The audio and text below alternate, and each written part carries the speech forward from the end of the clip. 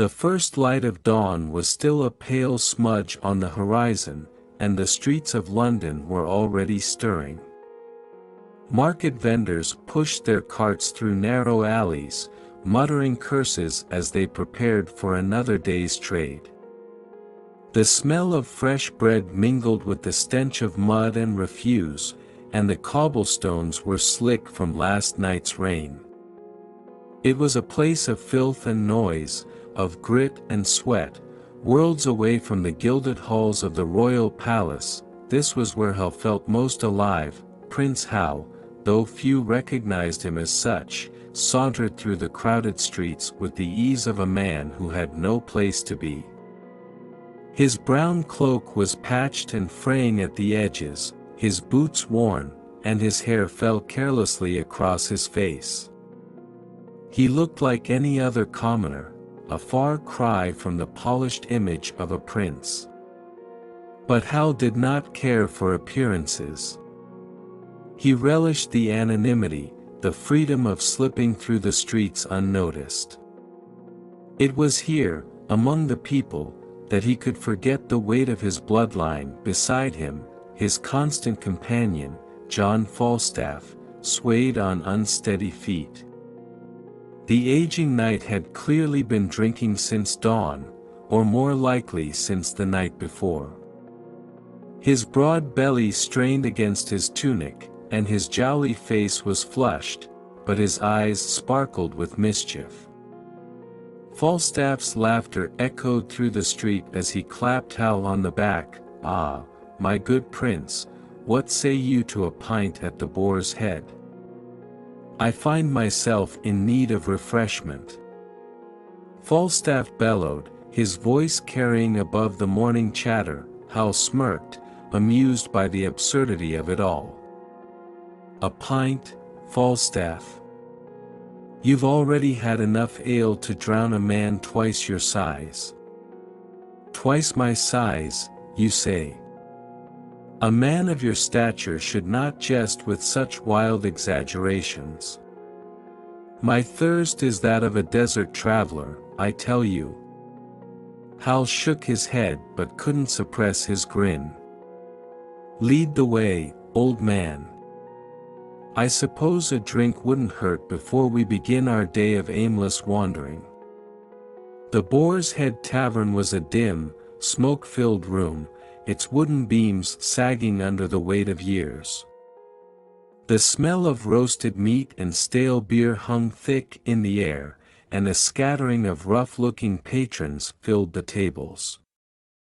Hal and Falstaff were regulars here, though no one knew Hal as the prince.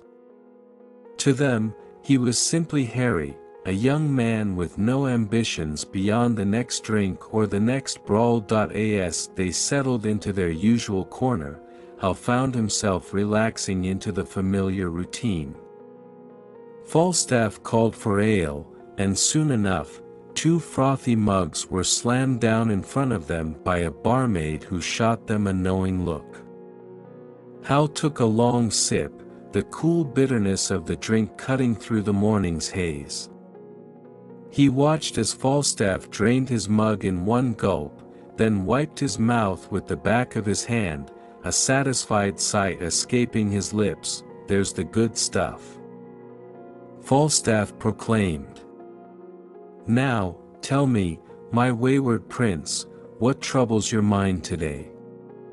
Surely you've not been burdened by royal duties of late. Or have you found yourself tempted to return to that prison of silk and velvet?"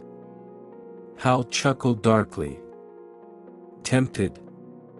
Hardly. What could I want from court life?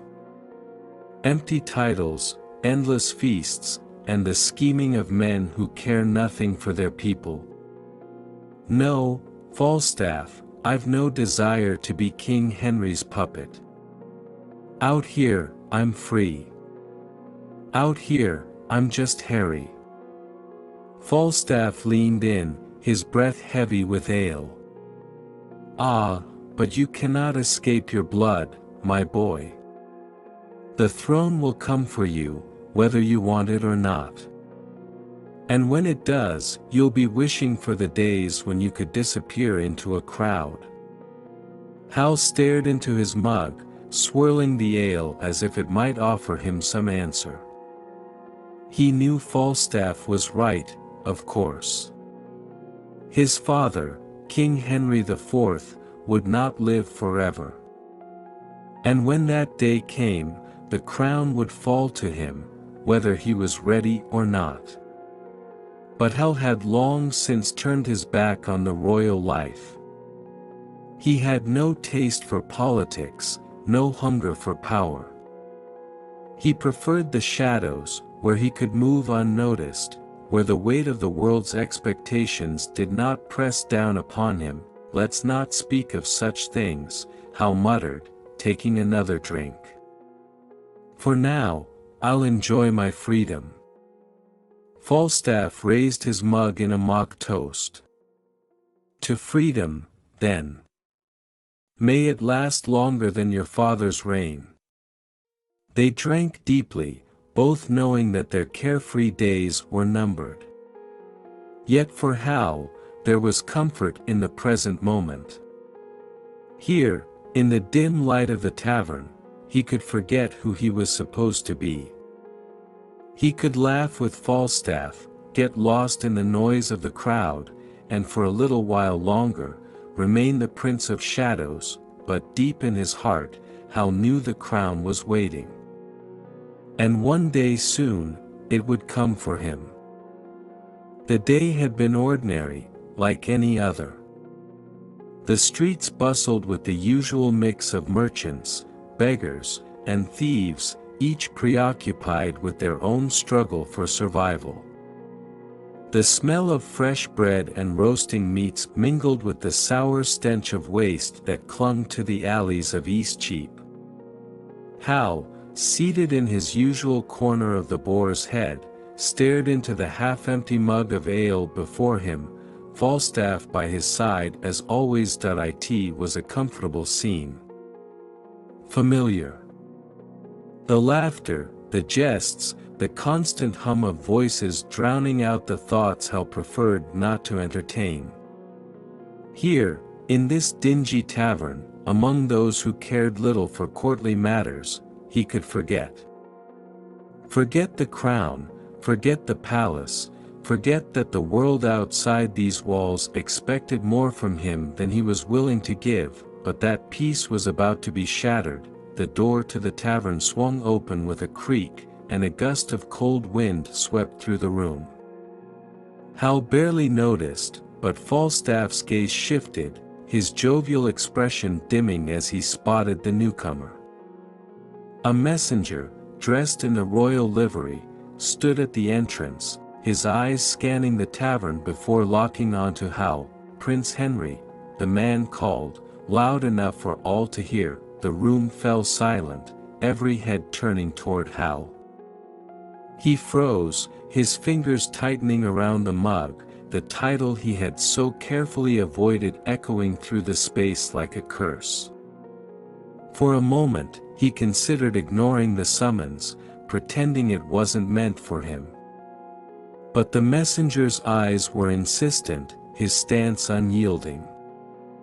There was no escaping this. Falstaff leaned back in his chair, his usual boisterous demeanor dampened by the sight of the royal insignia.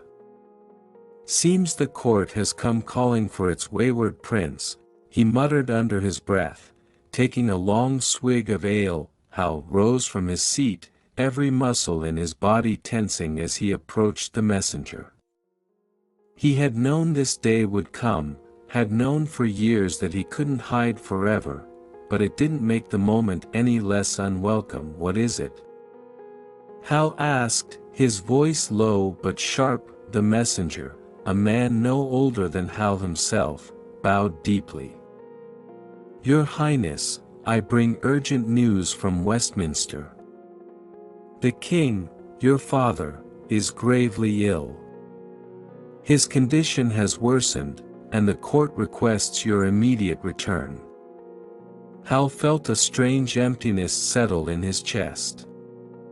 He had not spoken to his father in months, had barely seen him in the past year. Their relationship was strained, distant, built on years of disappointment and unmet expectations.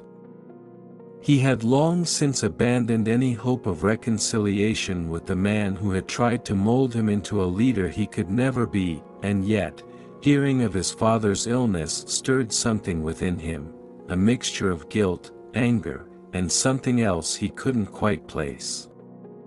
Perhaps it was the inevitability of it all. No matter how far he ran, how deeply he buried himself in the taverns and streets of London, his bloodline would always pull him back. "I see," Hal said flatly, his expression unreadable. "How long?" "The physicians say, not long, my lord," the messenger replied hesitantly. "The court fears the worst." For a moment, Hal stood silent, the weight of the words settling over him like a shroud. His father was dying. And with that death came not only the end of a reign, but the beginning of his own.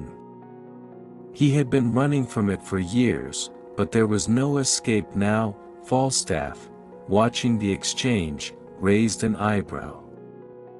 "Well, my boy, it seems fate has come knocking at your door. Will you answer, or continue hiding behind your pint?" Hal shot him a look, but there was no malice in it, just weariness. He knew what had to be done, even if every part of him resisted it. His time among the common folk, his time as Harry, had been a temporary reprieve. Now, the world of politics, power, and duty awaited him, whether he liked it or not. "I'll leave at once," Hal said finally, turning back to the messenger. "Tell them I'm coming." The messenger nodded gratefully and hurried out of the tavern, his task complete. The moment he was gone, the usual hum of conversation resumed, though now quieter, as if the entire tavern had been holding its breath. Hal stood for a moment, staring at the door, feeling the weight of the summons pressing down on him. Falstaff drained the last of his ale and rose unsteadily to his feet. "A sad day, indeed," he mused, his voice softer than usual. "The great King Henry, felled by time. And you, my dear Hal, the reluctant heir to his throne. What a grim tale." Hal didn't respond. He didn't have the words.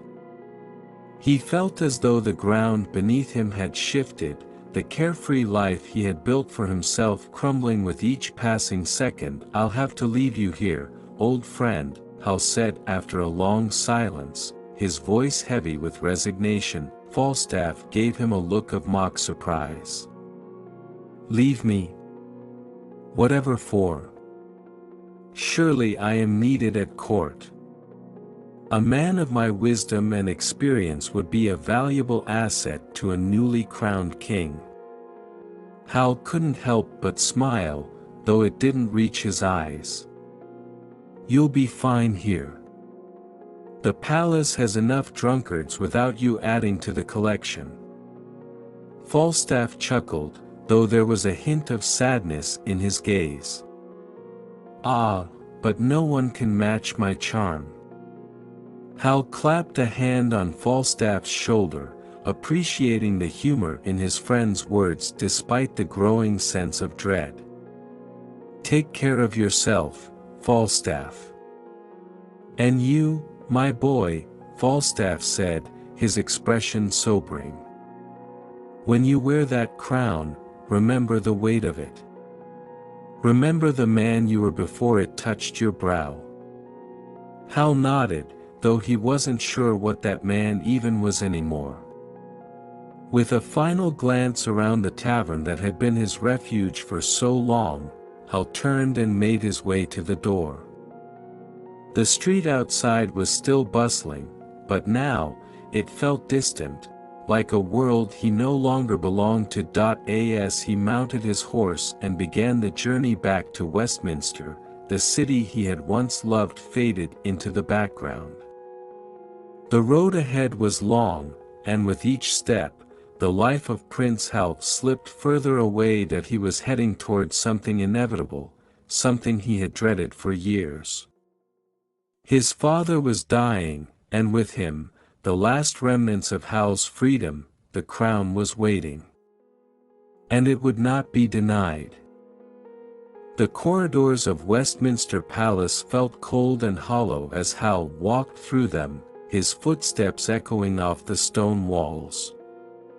Despite the warmth of the early afternoon sun filtering through the narrow windows, a chill clung to the air, one that seeped into Hal's bones and settled deep within him.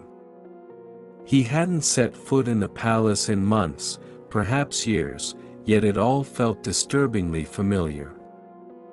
The grandeur, the silence, the constant reminder of the power that awaited him. As he neared the king's chambers, the whispers of courtiers and servants seemed to fade into the background. All he could hear was the steady beat of his own heart, pounding harder with each step. His father was dying. Soon, King Henry IV, the tyrant who had ruled with an iron fist, would be gone. And with him, any hope Hal had of avoiding the throne. Two royal guards stood outside the heavy oak doors to the king's private chambers. They nodded solemnly as Hal approached, stepping aside to let him enter. Hal paused, drawing a slow breath to steel himself for what lay ahead. Inside the room, the air was thick with the scent of incense and herbs, a desperate attempt to mask the stench of death. The heavy curtains were drawn, casting the room in a dim, suffocating gloom. Candles flickered on the bedside table, illuminating the withered figure lying beneath layers of embroidered blankets. King Henry IV, once a fearsome and imposing figure, now looked frail and shrunken, a man reduced to little more than skin and bone. His breathing was shallow, labored, each breath sounding like a struggle. His face, pale and gaunt, was lined with deep creases of age and worry. Even in his final hours, there was a grim determination in his expression, a stubborn refusal to let go of the power he had wielded for so long. Hal stood at the foot of the bed, his throat tight. For all their differences, for all the bitterness and disappointment that had passed between them, this was still his father. The man who had shaped his world, for better or worse. And now, that world was coming to an end. Came the hoarse rasp of the king's voice, startling Hal from his thoughts. His father's eyes opened, cloudy and bloodshot, but they locked onto Hal with startling intensity. "I came," Hal replied, his voice steady despite the turmoil inside him. A long, strained silence stretched between them, the weight of years of conflict pressing down on them both. Hal approached the bedside, taking a seat in the wooden chair beside it. Up close, the king's frailty was even more apparent. His hands, once strong and commanding, trembled as they rested on the blankets. King Henry IV took a ragged breath, his lips curling into something that resembled a sneer. "You avoided this place for as long as you could." "I can't say I'm surprised." Hal said nothing, keeping his gaze steady. There was no point in pretending they had ever been close, no need for empty platitudes. His father knew him too well for that. "You never wanted this," the king continued, his voice thick with bitterness. "The crown. The burden. I saw it in your eyes every time I spoke of duty. You ran from it, just as I expected you would." Hal swallowed, his chest tightening. And what would you have had me do? Become like you? Rule with fear? Wage wars without reason? I never wanted your throne, because I never wanted to be the man you became. The words were harsher than he intended, but they spilled out before he could stop them. For years, he had harbored resentment for the way his father had tried to mold him into something he wasn't, for the way he had demanded loyalty but never love. Now, as his father lay dying, all those buried emotions were rising to the surface. King Henry's breath hitched, whether from pain or anger, Hal couldn't tell. He stared at his son for a long moment, eyes narrowing. You think I wanted this? To rule a kingdom that would tear itself apart without a strong hand? To be surrounded by wolves in every corner of my court? I did what I had to. For England. For the crown. For yourself, Hal retorted, his voice sharper now. You ruled for your own glory, and now, look where it's left you. Dying in a dark room, with nothing but enemies waiting to pick your bones clean. The king's face twisted into a grimace, but there was no denying the truth in Hal's words. His reign had been plagued by rebellion, betrayal, and constant strife.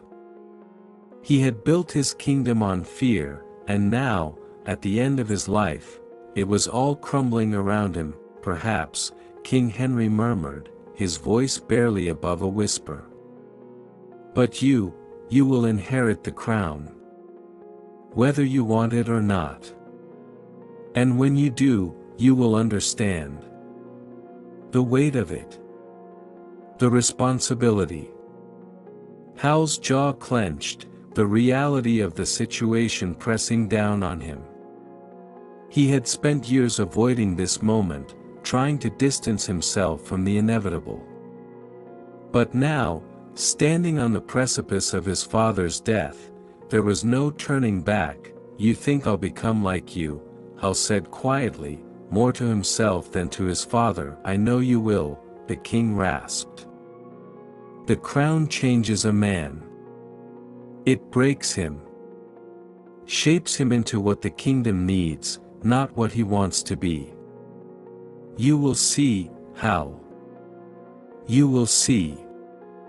The finality in his father's words sent a shiver through him. He had spent his life running from this fate, determined to forge his own path. But now, as King Henry IV's life ebbed away, Hal felt the weight of his inheritance settling on his shoulders like an iron mantle. The room fell silent again, save for the shallow, rasping breaths of the dying king.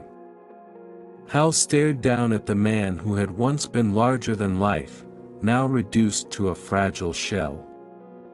Despite everything, the bitterness, the anger, he felt a pang of sorrow. You did your duty, Hal said softly, though whether it was meant as comfort or condemnation, even he couldn't be sure. King Henry's eyes fluttered closed, his body sinking deeper into the bed.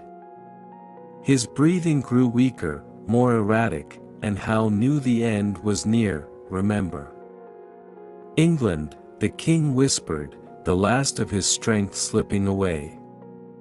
Remember, your duty.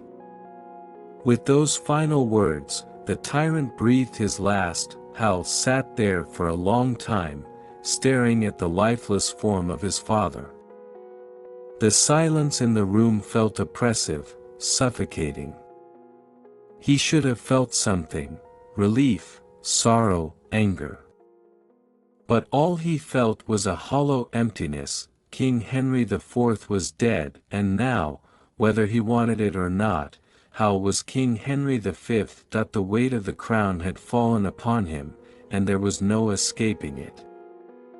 The grand hall of Westminster Abbey echoed with the sound of 1,000 voices, their murmurs blending into a low hum that reverberated off the stone walls. The sunlight, streaming through the stained glass windows, cast a kaleidoscope of colors across the assembly. Nobles in their finest garments, dignitaries from distant lands, and clergy draped in solemn robes, all gathered to witness the coronation of England's new king. Hal stood at the center of it all, feeling the weight of countless eyes upon him. The robes of state hung heavy on his shoulders, their rich fabric suffocating despite the grandeur they represented. The crown, glimmering with jewels and gold, rested in the Archbishop of Canterbury's hands, waiting to be placed upon his head. As the ceremony droned on, Hal felt a sense of detachment, as though he were watching it all unfold from a distance. This moment, the one he had tried so hard to avoid, was now here. He had spent his life running from the responsibilities of royalty, hiding among commoners, drinking and laughing in taverns with John Falstaff. But there was no escaping it now. His father was dead, and the crown was his, whether he wanted it or not. The Archbishop's voice rose in a solemn chant, reciting the ancient rites that bound him to his new role. As he knelt before the altar, Hal caught sight of the noblemen and women in the front row, dukes and earls, their expressions ranging from grim acceptance to thinly veiled skepticism. They had known him as the wayward prince, a young man of indulgence and irresponsibility. Now they were expected to kneel to him as their king. He could feel their doubts as clearly as the weight of the crown yet to touch his brow. Do you, Hal, son of Henry IV, accept the crown of England and the responsibilities it bears? The Archbishop intoned. There was a long pause. The silence in the abbey was deafening. Hal's gaze flickered across the assembled faces, some expectant, some cold, others wary. His throat tightened, and for a moment, he hesitated. Could he truly carry the burden of this crown? Could he lead a nation that barely believed in him? Yes, Hal finally said, his voice steady, though his heart raced. I accept. The Archbishop nodded, his wrinkled hands lifting the crown high above Hal's head.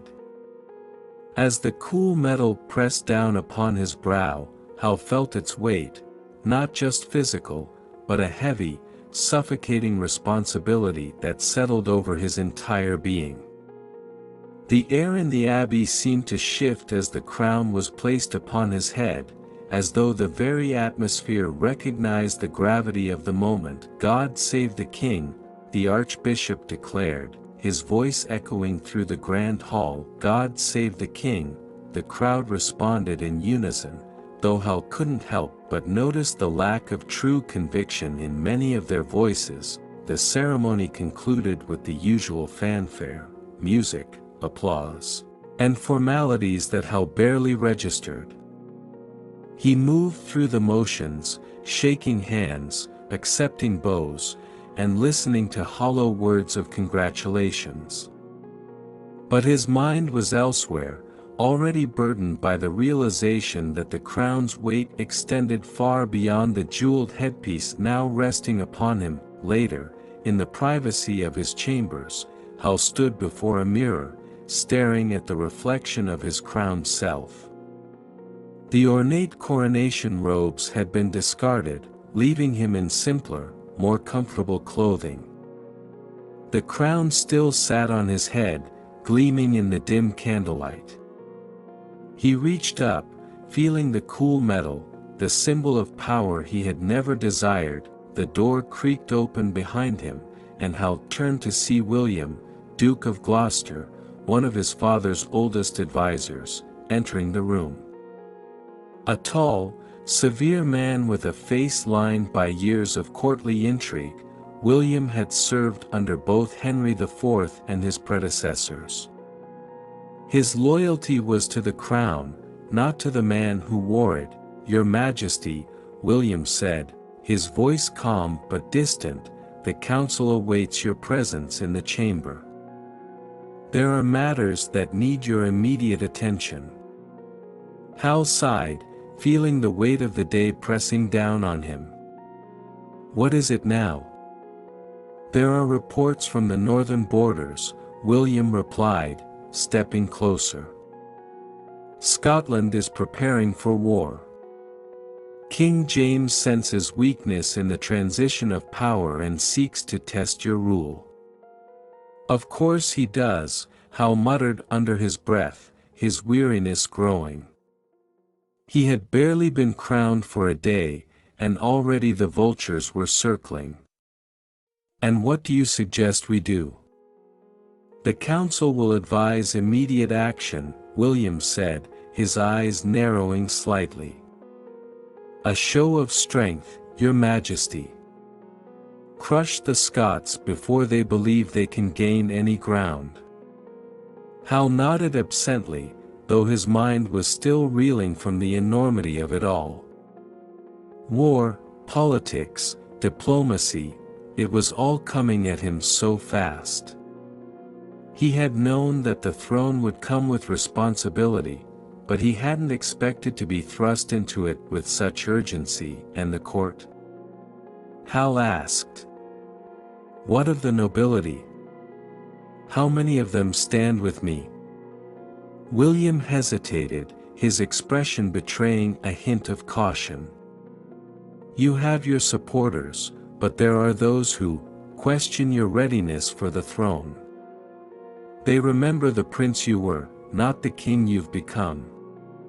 Hal chuckled bitterly. "Of course they do. And I don't blame them. I barely believe in myself." William's eyes softened, but only for a moment. "That, Your Majesty, is the burden of the crown. It is not belief in oneself that makes a king, but the belief of those who serve him. You must show them that you are more than the boy they knew." Hal stared at the floor, the weight of the crown feeling heavier by the second. "And how do I do that, William? How do I become the king they need me to be?" William straightened, his expression hardening once more. "By ruling, Your Majesty. By making the hard decisions. And by not allowing the ghosts of your past to haunt your reign." The word struck Hal like a blow. The ghosts of his past, Falstaff, the taverns, the laughter and carelessness, still lingered in the back of his mind. But now, as King Henry V, he had to put that life behind him. He had to become something more. "Very well," Hal said, his voice firmer than before. "Tell the council I will join them shortly." William bowed and left the room, leaving Hal alone once more. He turned back to the mirror, his reflection staring back at him with a mixture of fear and resolve. The crown glimmered in the candlelight, a constant reminder of the weight he now bore. The crown and its weight, it was his burden now. His destiny. Whether he wanted it or not, the kingdom was his to rule. And he would have to find a way to do it, even if it meant leaving behind everything he had ever known. With a final, heavy sigh, Hal reached up and removed the crown from his head, setting it gently on the table beside him. The weight of it remained, even in its absence, pressing down on him like an invisible force. King Henry V was born that day, but Hal was already beginning to fade. The flickering light of the hearth cast long shadows across the stone walls of the royal chambers. The faint sounds of the palace beyond were muted, as though the very air respected the weight of the moment. Hal sat in a high-backed chair near the fire, his crown lying discarded on the table beside him. His eyes were fixed on the flames, but his thoughts were far away, tangled in the overwhelming responsibilities that had descended upon him. A heavy knock on the door broke the silence. Hal straightened, his heart lifting slightly at the sound. It was the knock he knew well, the knock of John Falstaff. "Enter," Hal called, his voice softer than usual. The door creaked open, and in walked the aging knight, Falstaff, his broad frame hunched slightly in his once bright eyes dulled by years of drink and indulgence. He was as disheveled as ever, his tunic stained with wine, and the smell of ale clung to him like a second skin. Yet, despite the wear, there was still something about Falstaff that brought Hal a sense of comfort, even now. "Ah, my boy," Falstaff boomed, his voice warm but slurred. "Or should I say, Your Majesty, He gave a theatrical bow, though the effect was undermined by his swaying stance. Hal smiled faintly, waving off the formalities. "Enough of that, old friend. Come, sit with me." Falstaff grinned, the lines around his eyes crinkling as he shuffled over and dropped heavily into the chair opposite Hal. "Now, this is more like it. None of those stiff-backed nobles who look at you as though you're a ghost. Here, it's just us. As it should be." There was a silence that followed, one that hung between them, pregnant with the weight of unspoken things. Hal had always found comfort in Falstaff's irreverence, his ability to make light of even the darkest situations. But tonight, that comfort felt distant, almost unreachable. "I need your counsel, John," Hal said quietly, leaning forward. "The council tells me war is coming, and the court, they don't believe in me. They see me as the prince I was. I don't know how to prove them wrong. How do I be the king they expect?" Falstaff chuckled, though the sound was hollow. "Ah, the worries of a king. I always told you, Hal, that crown would weigh you down like an anchor. Best to stay away from it, live among the people. They have far fewer expectations." "That's not an option anymore," Hal replied, his voice tinged with frustration. "The crown is mine now, whether I want it or not. I can't go back to those days, John." Falstaff reached for the tankard of ale he had brought with him, taking a long swig before setting it down heavily on the table. "You want my advice? Forget what the council says. Forget what the nobles think. You're king now. They have no choice but to bow to you, whether they like it or not. You don't need to prove anything to anyone."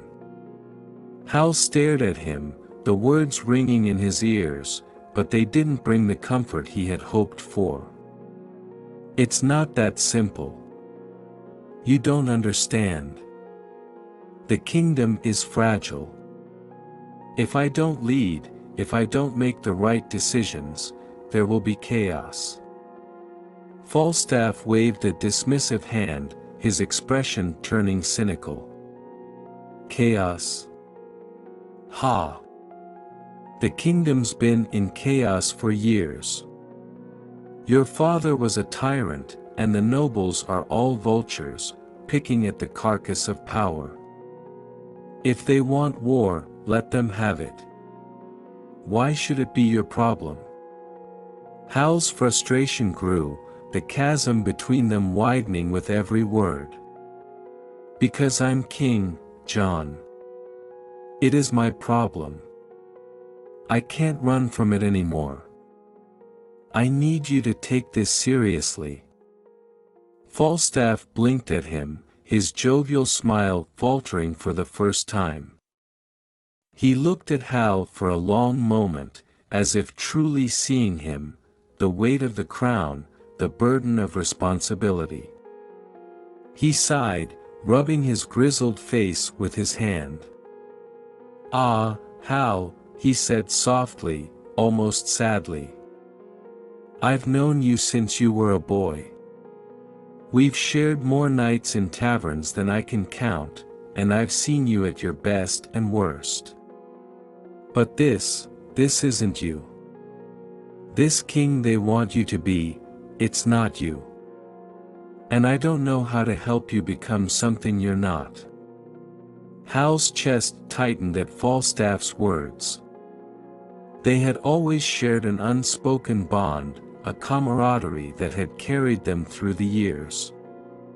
But now, as Hal faced the reality of his new life, it became clear that the bond was fraying. Falstaff couldn't offer the guidance he needed. "I don't have a choice," Hal said, his voice low. "I have to be the king now.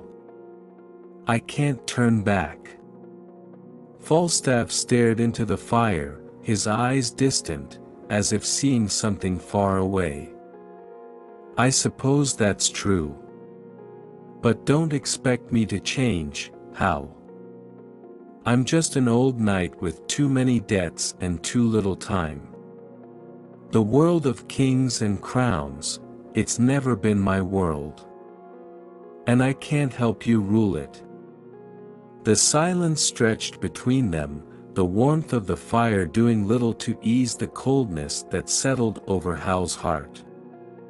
He had hoped Falstaff would have the answers, that he would bring the wisdom Hal needed to navigate this new path. But now, seeing the cracks in Falstaff's once solid demeanor, Hal realized that their friendship had always been built on avoidance, on running from responsibilities rather than facing them. "Thank you, John," Hal said softly, standing up and turning toward the door. "For everything. But I think it's time I start looking for answers elsewhere." Falstaff didn't reply. He simply took another long swig from his tankard, his eyes fixed on the fire as if searching for something long lost. Hal paused at the doorway, glancing back at the man who had been his closest friend, his confidant. But now, all he saw was an aging knight, worn down by years of indulgence and cynicism, no longer able to offer the guidance he once sought. With a heavy heart, Hal stepped out into the corridor, the weight of the crown pressing down on him even more than before. The old knight's counsel had been comforting once, but now, it was clear that Falstaff couldn't help him. Hal was king, and this was his burden to bear alone. The throne room echoed with murmurs of discontent. Nobles from every corner of England filled the grand hall, each with their own agendas, their eyes cast either in suspicion or outright disdain toward their new king. Hal, now King Henry V, sat on the throne, the weight of the crown heavier than ever as the court around him swirled with politics and unrest. The old banners of his father still hung from the high ceilings, reminder of the tyrant who had ruled before him.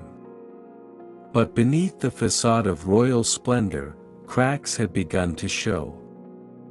The kingdom, once held together by the iron grip of Henry IV, was unraveling. Hal's fingers tightened around the arms of the throne as his advisor, the Duke of Exeter, stepped forward to speak.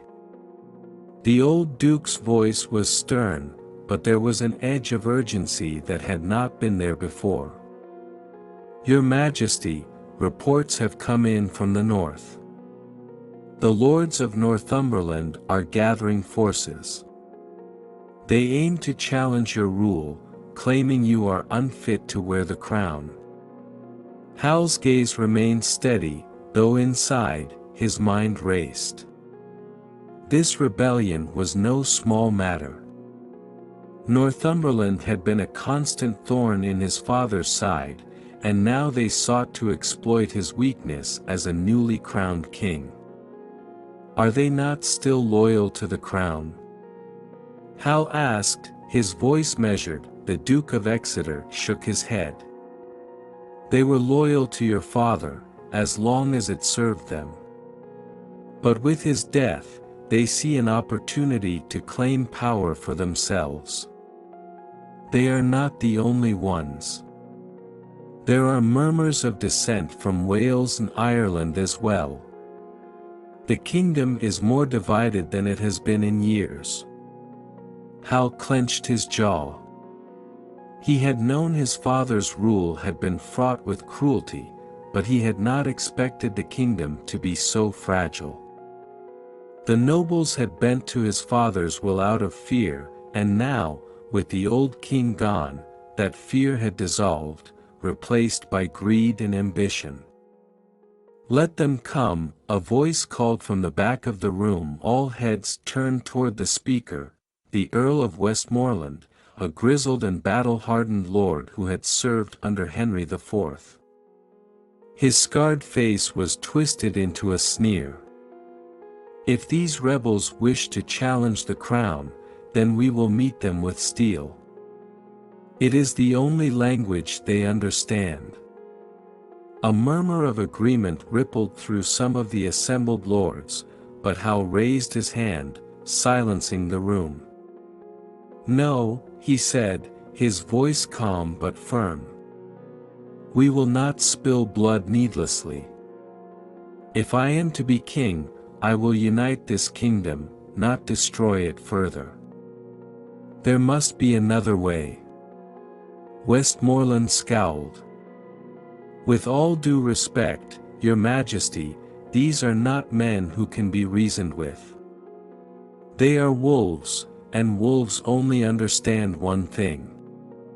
Hal stood from the throne, his eyes narrowing as he addressed the room. "And what did my father's rule accomplish with that approach? Endless war, endless bloodshed. We have a chance to forge a different path. I will not be the king who slaughters his own people simply because they do not bend the knee." Silence followed his words, the court unsure how to respond. For years, they had been accustomed to a tyrant who ruled with fear. Now, they faced a young king who spoke of unity and peace, ideals that seemed foreign in a land so long ruled by violence. Hal took a deep breath, feeling the weight of their eyes on him. He knew that many in this room doubted him, saw him as weak or naive. But he also knew that he could not follow in his father's footsteps. If England were to survive, it would need more than brute force. "Send emissaries to Northumberland," Hal ordered. "Offer them terms of peace. I want to hear their grievances, and I want to know what it will take to bring them back into the fold. We will not resort to war until every other option has been exhausted." The Duke of Exeter gave a reluctant nod. "As you command, Your Majesty." Westmoreland, however, was less pleased. "This is madness. You are giving them time to strengthen their forces. When they strike, it will be too late." Hal's eyes flashed with determination. "If they strike, then we will be ready. But I will not be the first to draw blood. Not while there is still hope for peace." The tension in the room was palpable as the nobles exchanged uneasy glances.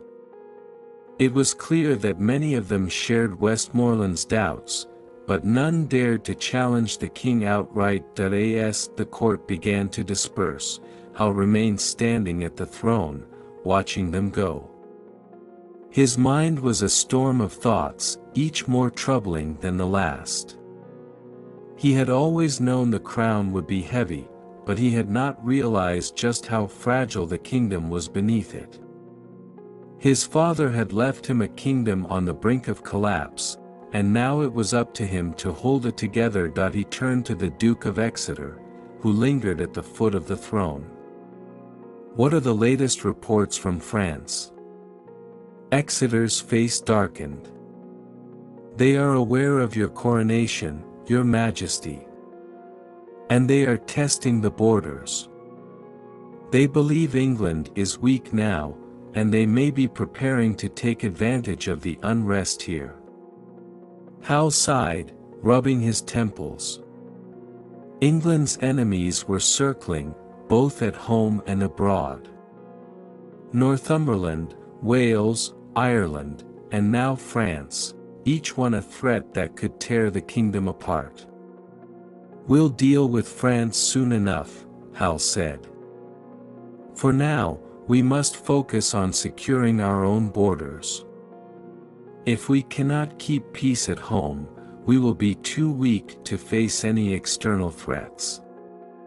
Exeter nodded gravely.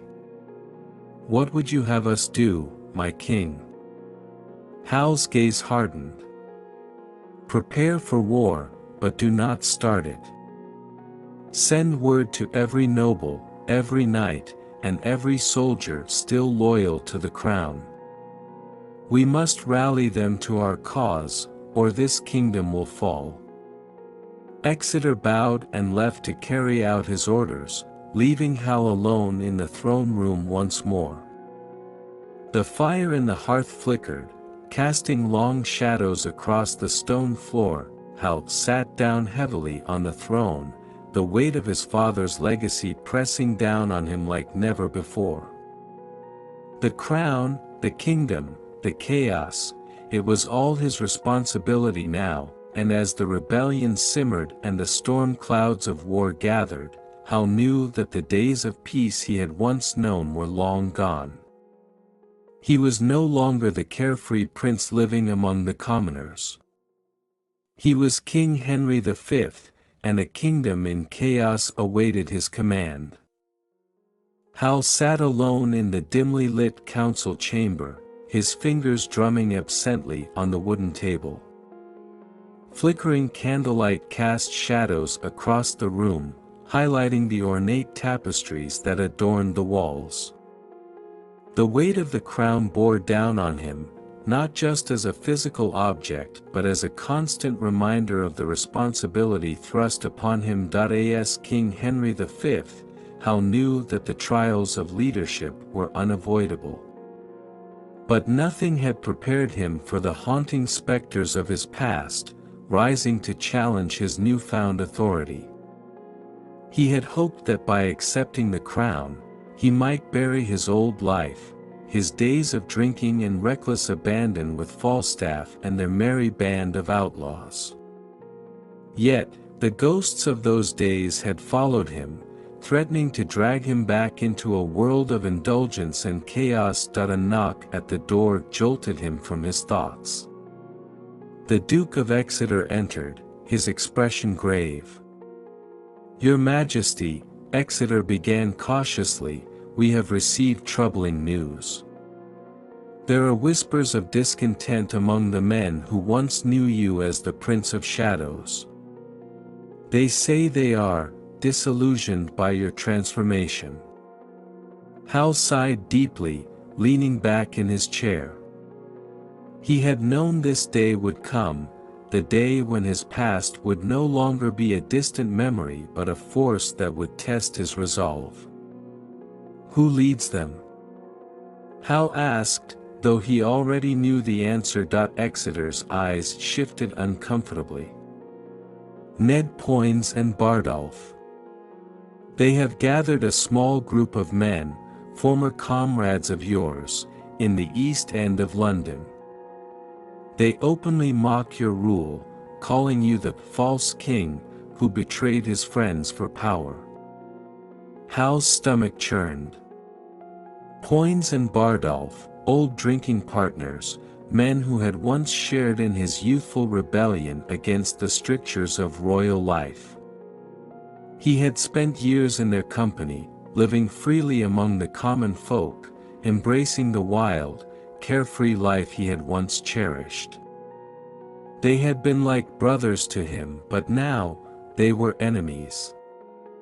They feel abandoned, Exeter continued. They do not understand why you've chosen this path. Some say you've turned your back on them, on all that you once stood for.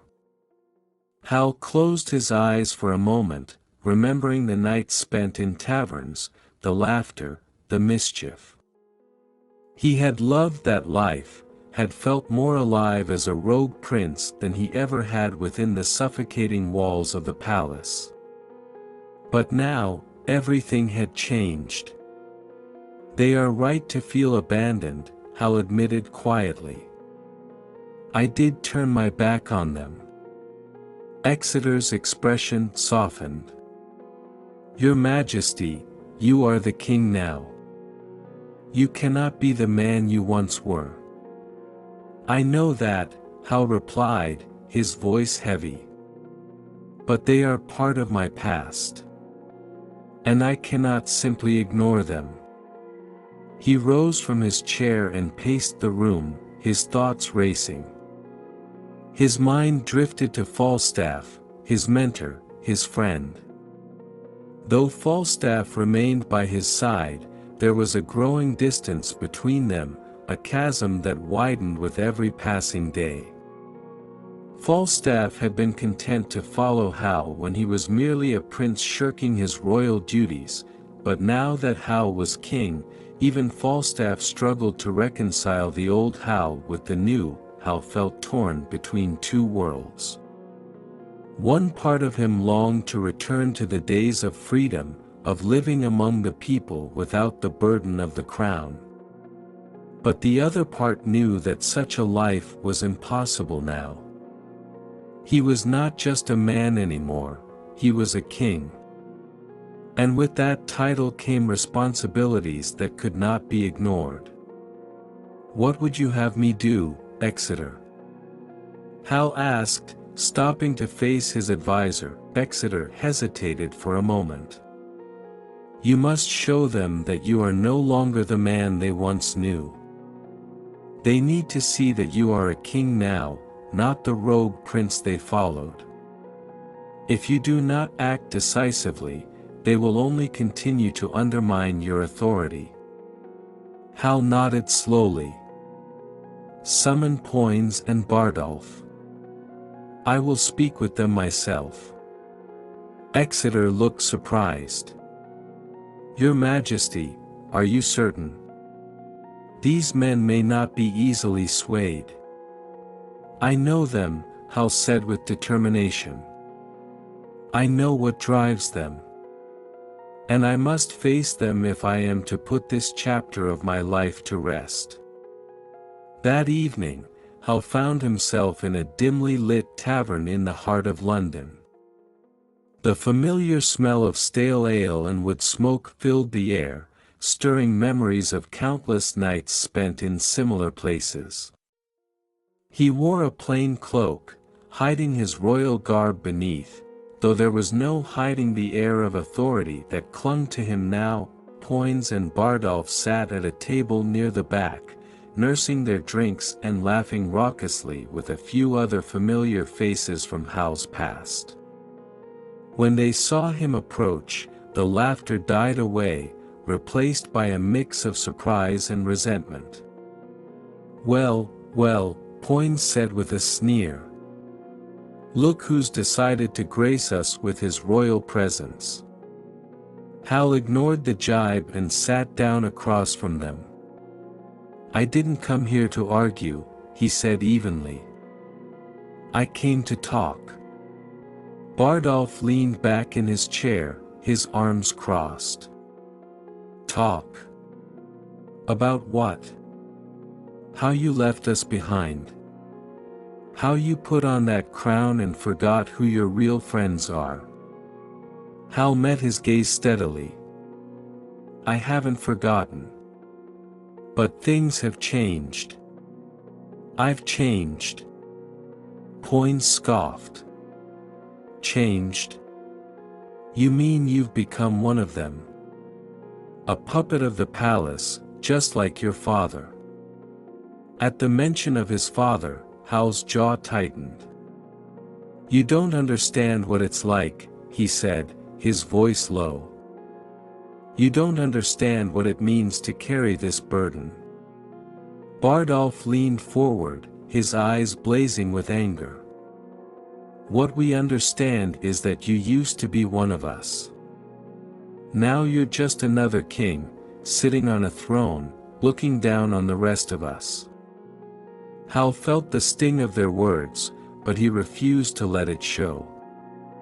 I didn't ask for this crown, he said. I didn't want it. But I have it now, and I have a duty to this kingdom. And what about your duty to us? Poins demanded. We stood by you when no one else did.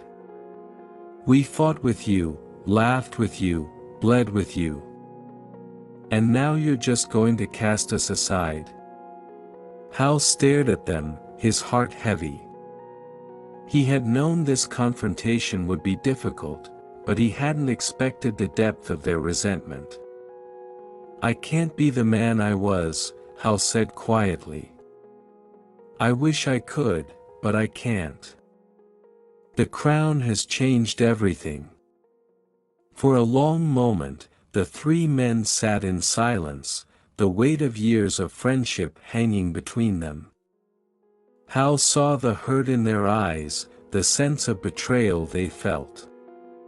He had left them behind, and in doing so, he had severed ties that once felt unbreakable. Finally, Poins shook his head and stood up, his expression cold.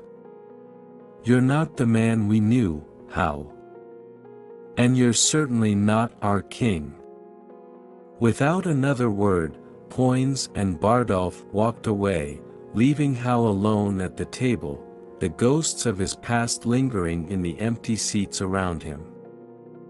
The great hall of Westminster Palace buzzed with activity as Hal, now King Henry V, sat at the head of a long, polished table.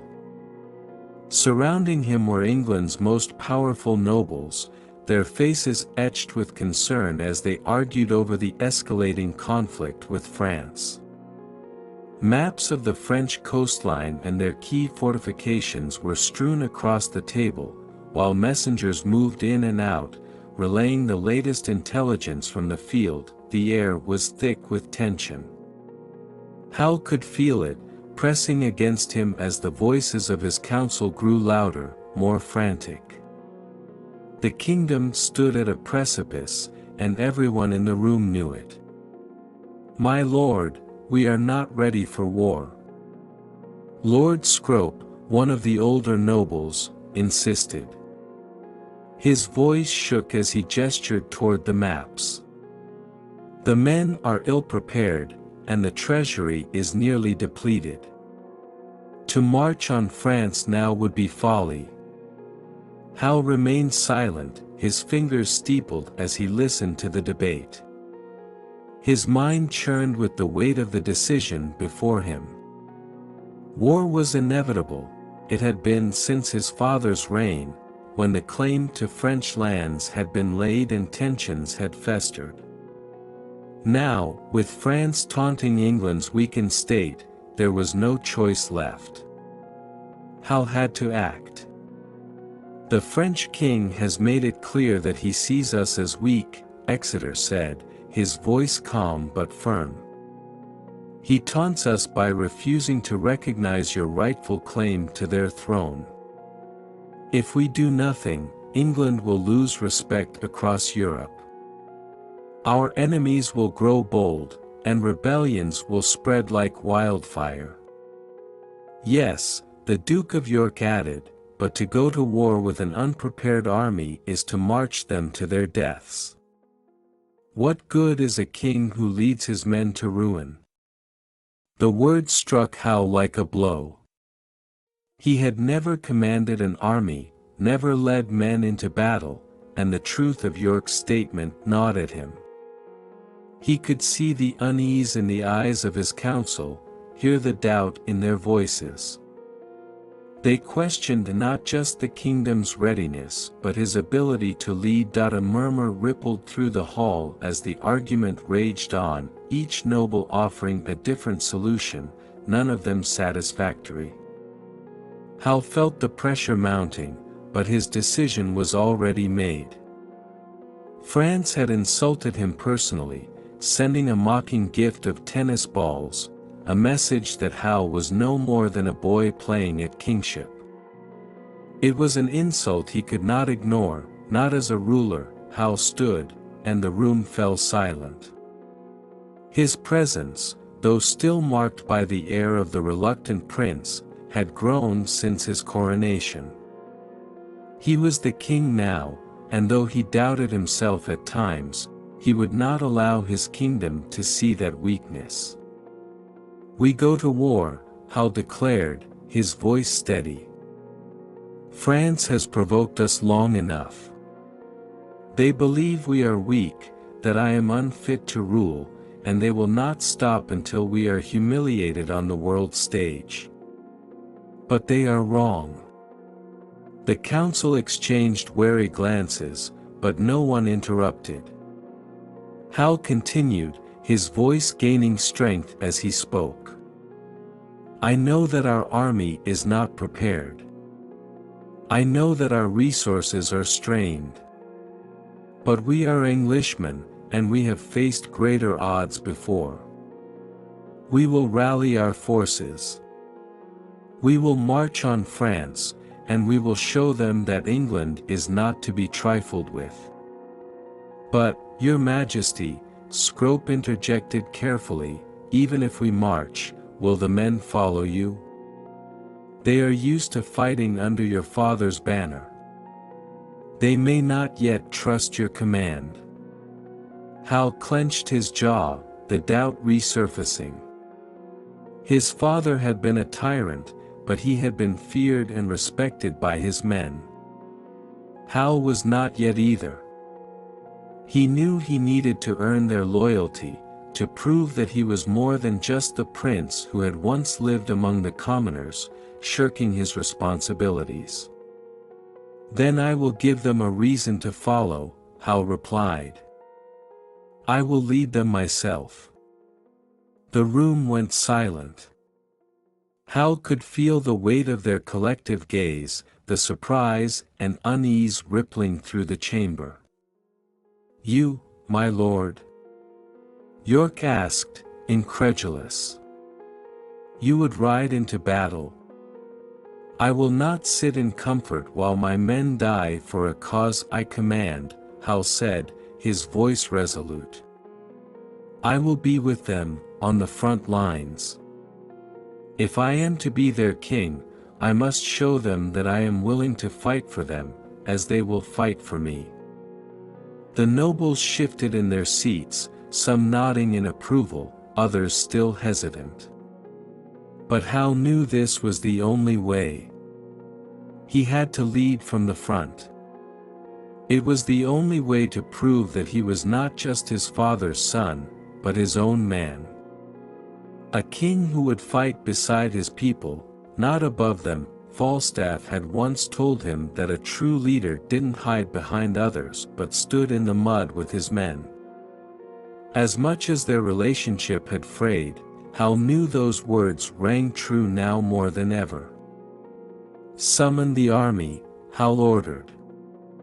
"We march for France." The following days were a blur of preparation. Hal's decision to go to war had spread quickly, igniting both excitement and anxiety throughout the kingdom. Soldiers were gathered from every corner of England, nobles called upon their vassals, and blacksmiths worked tirelessly to arm the troops. The kingdom buzzed with anticipation, the people eager to see if their young king could lead them to victory. As Hal walked through the barracks, he saw the men, grizzled veterans and fresh-faced recruits alike, preparing for the campaign. They murmured as he passed, some with doubt in their eyes, others with cautious hope. He knew many of them still saw him as the carefree prince, unfit for the crown. But he would show them. He had to the training grounds. Hal found Falstaff, standing apart from the others, leaning heavily on a staff. His once imposing frame seemed smaller now, his face more lined with age and wear. His drinking had caught up with him, and though he was still sharp of wit, Falstaff's body was beginning to fail him. "War, eh?" Falstaff grunted as Hal approached. "Didn't think you had it in you, lad."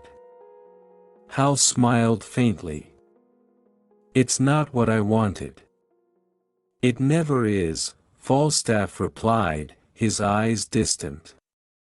"But a king doesn't get to choose his battles."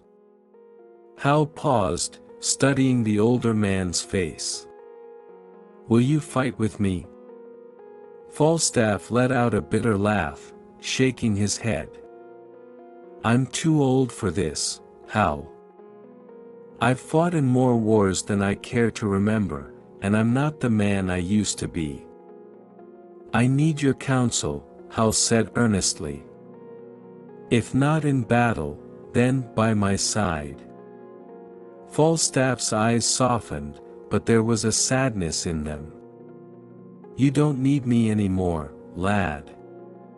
You're a king now. You'll find your own way." Hal felt the sting of Falstaff's words, the realization that their paths were diverging. But there was no time to dwell on it.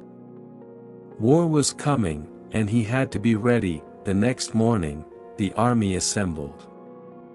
Thousands of soldiers stood in rank, their armor glinting in the early morning sun. Hal rode out in front of them, dressed not in the opulent finery of a king, but in the practical armor of a soldier. He knew they watched him, waiting to see if he was truly the leader they needed. With a deep breath, Hal raised his sword high, the weight of his kingdom resting on his shoulders.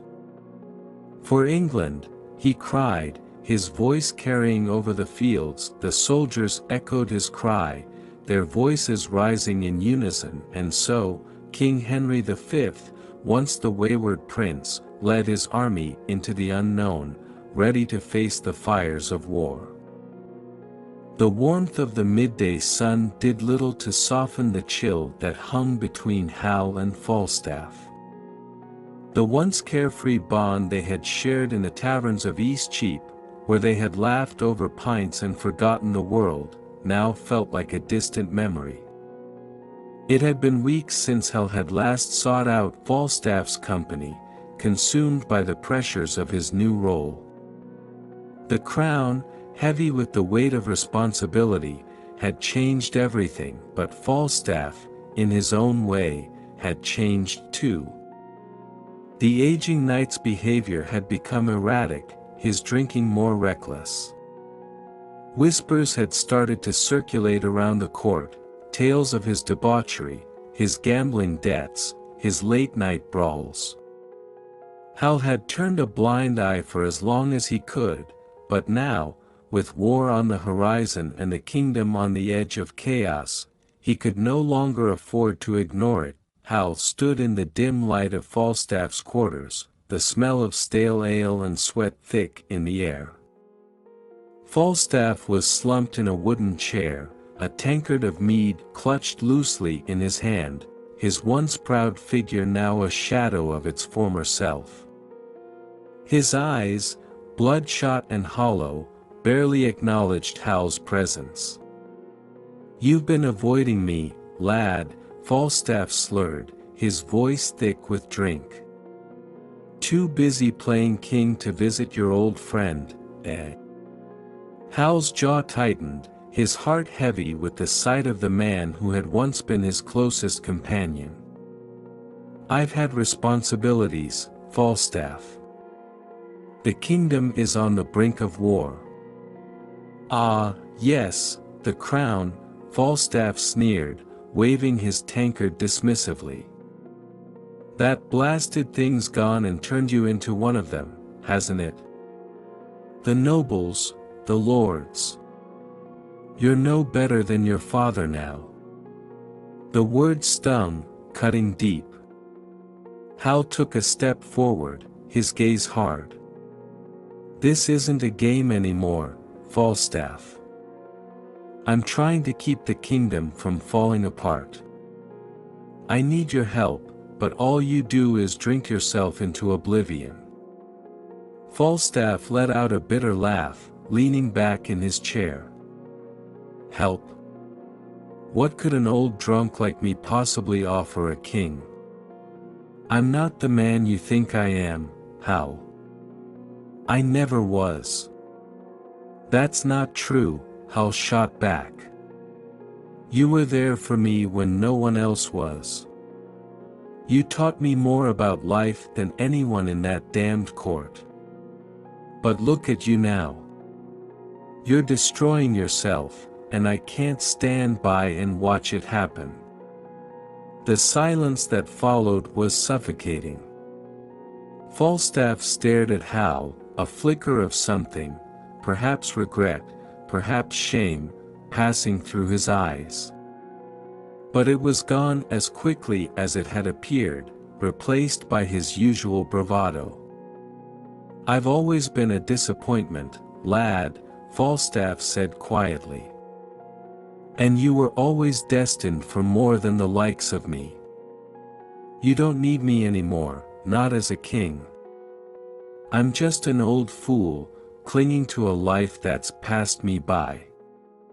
Hal's fists clenched at his sides, the tension between them palpable. He had come here hoping to pull Falstaff back from the edge, to salvage whatever was left of their friendship. But now, standing before him, Hal realized that he was fighting a battle he couldn't win. Falstaff was too far gone, too lost in his own despair. You could be so much more, Hal said, his voice barely above a whisper. But you're throwing it all away. Falstaff chuckled darkly, taking another swig from his tankard. More. I'm not a hero, Hal. I'm not even a good man.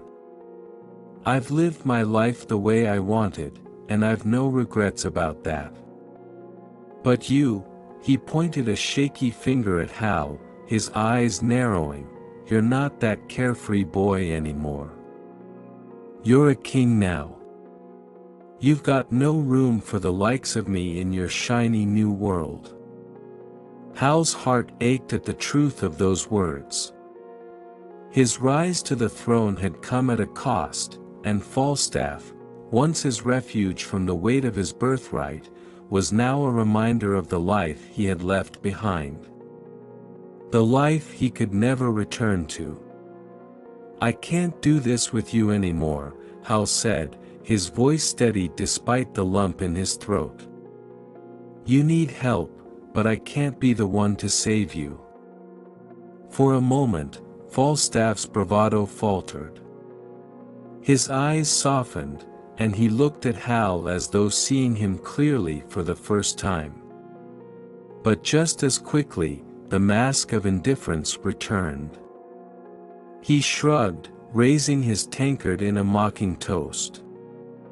To the king, then, Falstaff said with a smirk. Long may he reign. Hal turned, his heart heavy as he made his way to the door. He had tried. He had given Falstaff every chance, but there was nothing more he could do. The emotional rift between them had widened beyond repair, and as much as it pained him, Hal knew he had to let go. As the door closed behind him, the sound of Falstaff's hollow laughter echoed in the hallway. Hal paused for a moment, his chest tight with the weight of their broken bond, before walking away, leaving his old mentor behind. For the first time, Hal truly understood the price of the crown.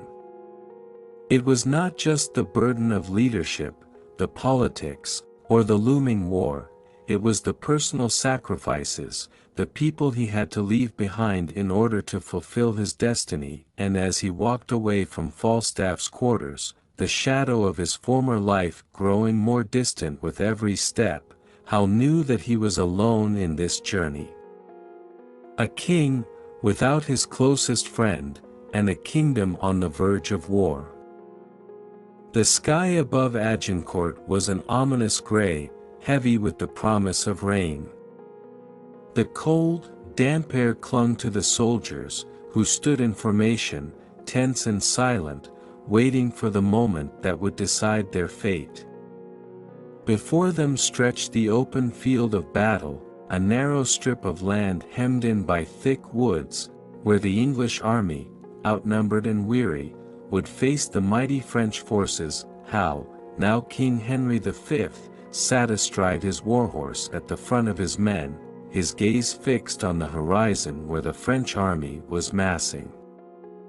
Their banners fluttered in the distance, a sea of steel and color, their numbers overwhelming. This was it, the moment he had dreaded and prepared for in equal measure. The fate of England rested on his shoulders, that he felt the weight of the crown even more keenly today. Every decision, every command, would mean life or death for his soldiers. And though the odds were against them, he could not let fear take hold. His father's legacy, the rebellion, the unrest back home, all of it meant nothing if he could not prove himself on this field. Today, he would either rise as a true king or fall as the wayward prince he had once been. Hal's hand tightened around the hilt of his sword. He glanced back at his men, their faces etched with exhaustion from the long march, yet their eyes held a flicker of hope, a belief that perhaps, under his command, they could defy the odds. He had to give them that hope. He had to lead them as a king, not just as the Hal they had known. Riding up beside him, the Duke of Exeter, his trusted uncle, looked grim but resolute.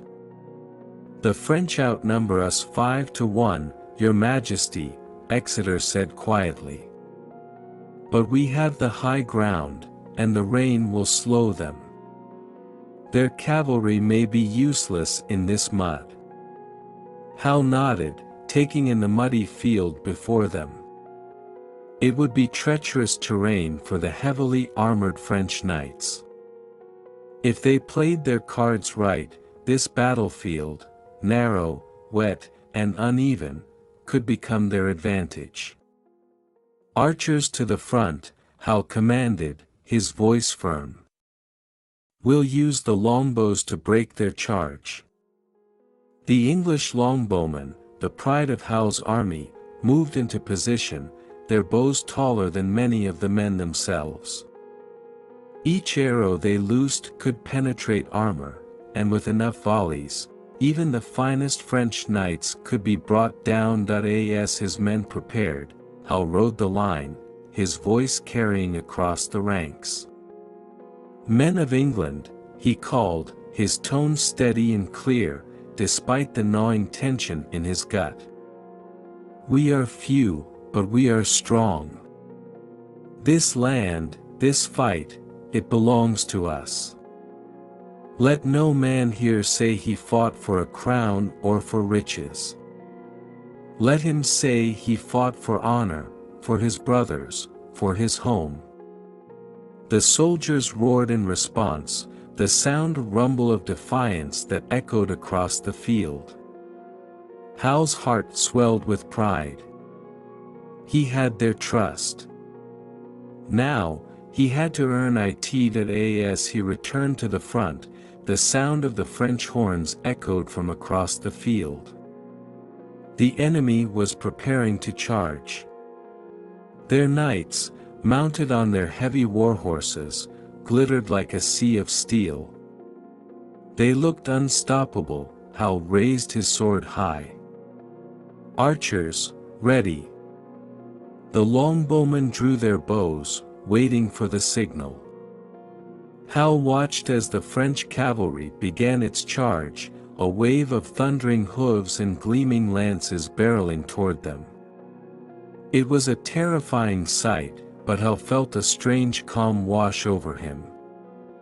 This was his moment. "Loose!" Hal shouted, the air filled with the twang of thousands of bowstrings. Arrows darkened the sky as they arced toward the charging knights.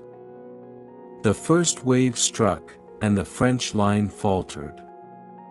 Horses screamed and collapsed in the mud, knights toppled from their mounts, their armor too heavy to move in the thick mire. But still, more came. "Loose!" Hal commanded again, and another wave of arrows rained down.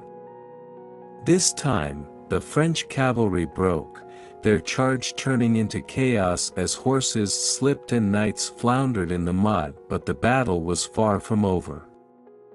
The French foot soldiers, emboldened by their numbers, advanced. The English line held firm, but Hal could see the tension in his men.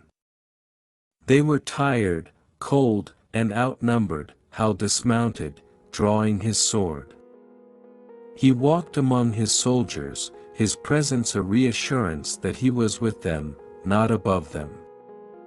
"Stand your ground," he shouted. "Hold the line. Today, we fight for England. For each other." The French infantry crashed into the English ranks. The clash of steel on steel was deafening, the battle devolving into a brutal, close-quarters fight.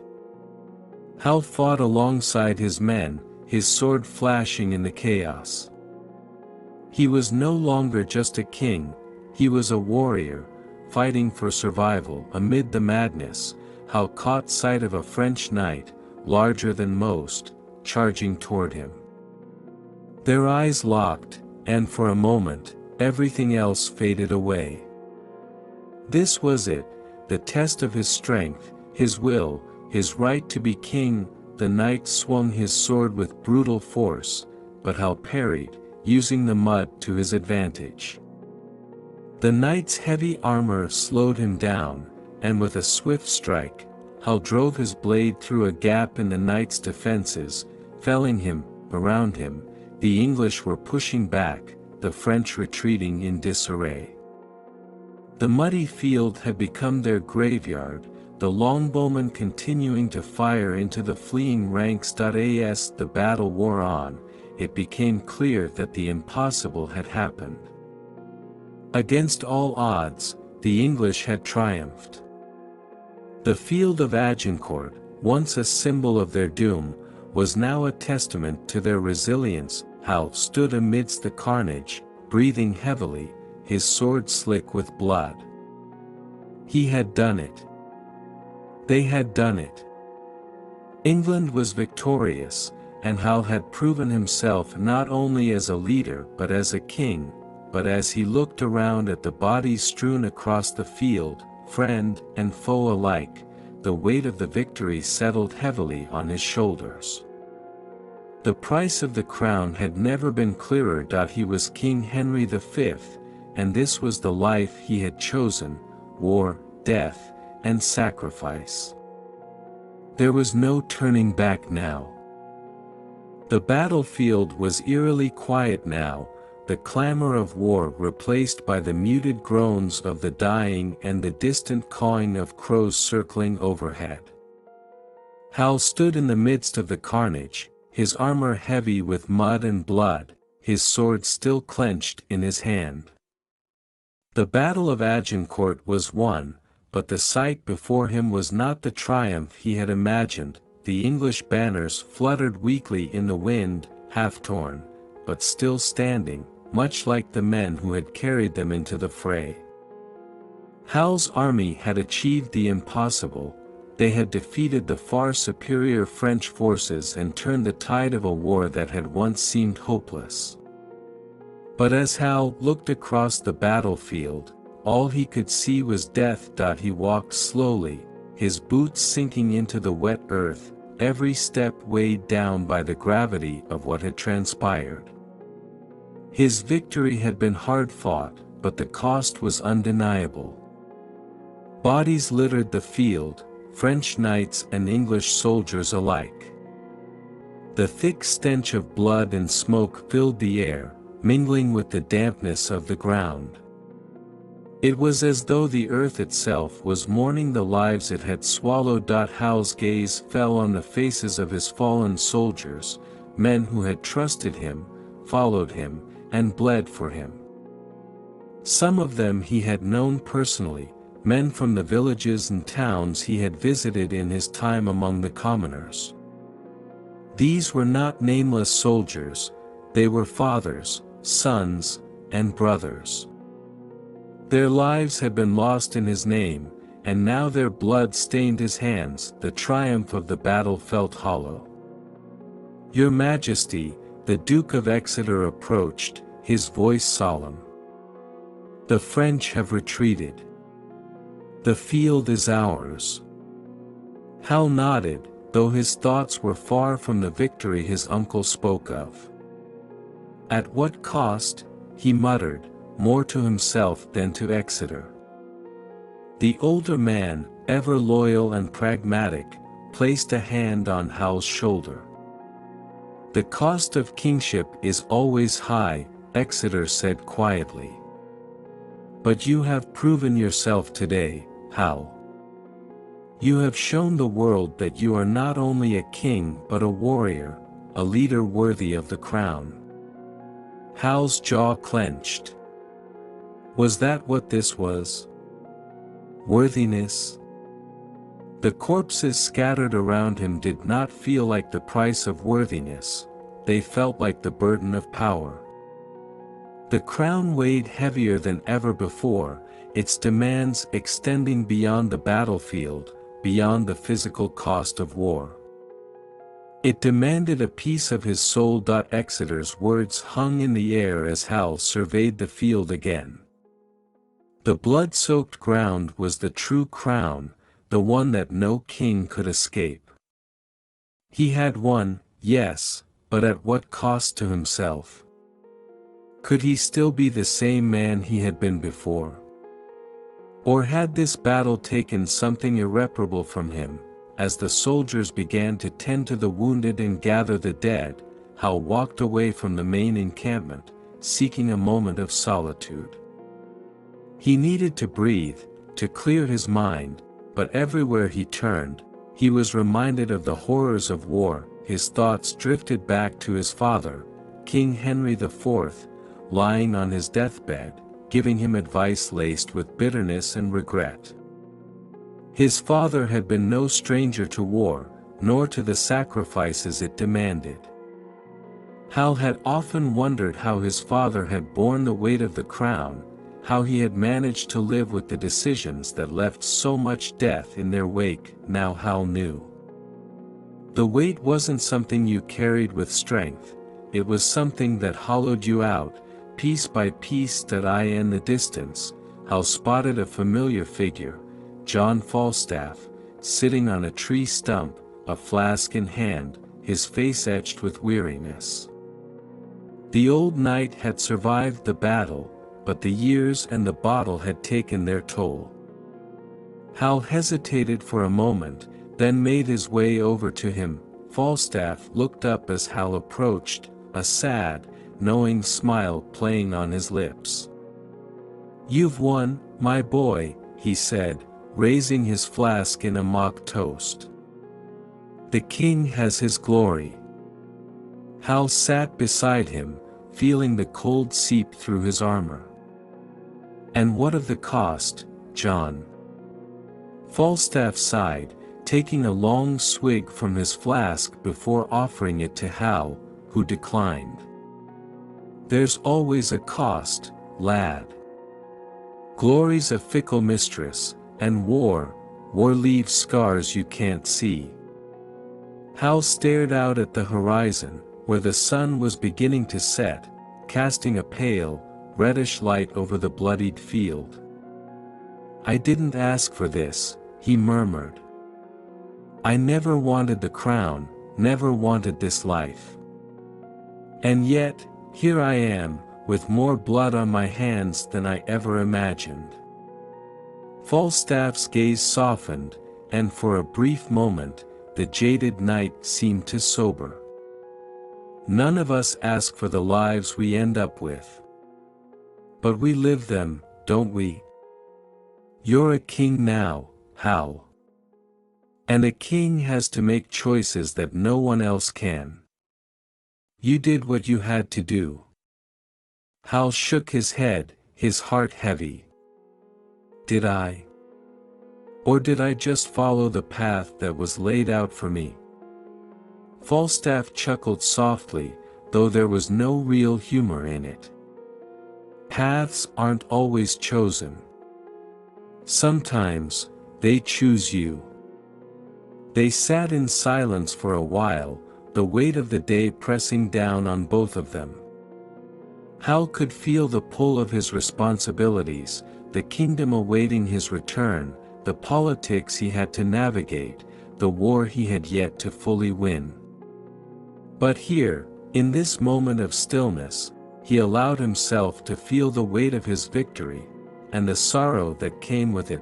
Falstaff drained the last of his flask and stood, unsteady on his feet. "Come on, Your Majesty," he said, his voice gruff but affectionate. "There's nothing more for you on this field. Let's get you back to your throne." Hal remained seated for a moment longer, watching as the sun dipped below the horizon. Blood and glory, he thought, two sides of the same coin. He had won the battle, but the true war was within himself, against the ghosts of his past, the burden of his crown, and the man he feared he might become. As the last light of day faded, Hal rose to his feet, knowing that his path as king had only just begun.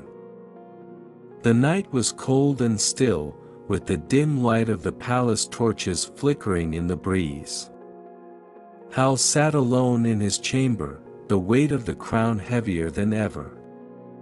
His victory at Agincourt had solidified his place as King Henry V, but with each triumph came another burden, another sacrifice. And tonight, that sacrifice was one he had long dreaded making. John Falstaff, the man who had once been Hal's closest friend, his confidant, and his mentor, was no longer the comforting presence he had been in Hal's youth. Falstaff's reckless behavior and drunken antics, once a source of laughter and escape, had now become a dangerous liability to Hal's reign. The responsibilities of kingship had forced Hal to make difficult choices, and the time had come for him to sever the last tie to his former life, the bond with Falstaff. The knock on the door was soft but firm.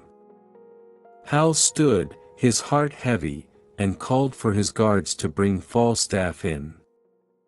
As the doors swung open, the old knight entered, his familiar swagger slightly dulled by the years of drink and excess. His cheeks were ruddy, and his gait unsteady, but he grinned as he saw Hal, the boy he had known for so long, now a man and a king.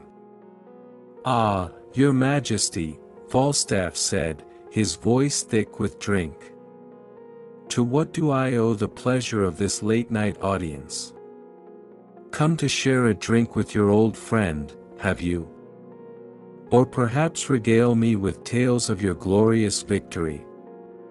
Hal forced a smile, though his heart was not in it. He motioned for Falstaff to sit, but the old knight waved him off, opting instead to remain standing, swaying slightly as he took another swig from his flask. "You've done it, lad," Falstaff continued, his voice growing louder. "You've become the great King Henry V, the hero of Agincourt.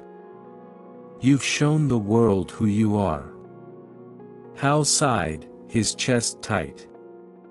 "John, we need to talk." At the tone in Hal's voice, Falstaff's smile faltered, replaced by a wary look. He lowered his flask, his eyes narrowing slightly as he studied Hal's face. "What is it, lad?" Hal looked at the man who had once been his everything, a father figure, a companion, the source of his laughter and joy during the darkest days of his youth. But now, standing before him, Falstaff looked small and broken. The years had not been kind to him, and the rift between them had grown too wide to ignore. "You've been my closest friend, my mentor," Hal began, his voice steady but filled with sorrow. "You stood by me when I turned my back on the crown, when I lived among the people and sought freedom from the burdens of royal life." Falstaff smiled weakly, sensing the shift in the conversation. I did. And you were happier for it, weren't you?" Hal nodded, his throat tightening. "I was. But those days are over, John. I am king now, and I have responsibilities that I can't ignore. England needs a ruler who can lead with strength, with discipline, and with purpose. And your presence, your influence, it's becoming a danger." Falstaff's smile faded completely, and he took a step back, blinking in disbelief. "A danger? How? What are you saying?" "I'm saying that your ways, your drinking, your carelessness, no longer have a place in my life. They can't. Not if I'm to be the king England needs me to be." The silence that followed was suffocating. Falstaff stared at Hal, his face crumpling as the realization of what was happening began to sink in. The old knight's bravado melted away, replaced by a raw vulnerability that Hal had rarely seen in him.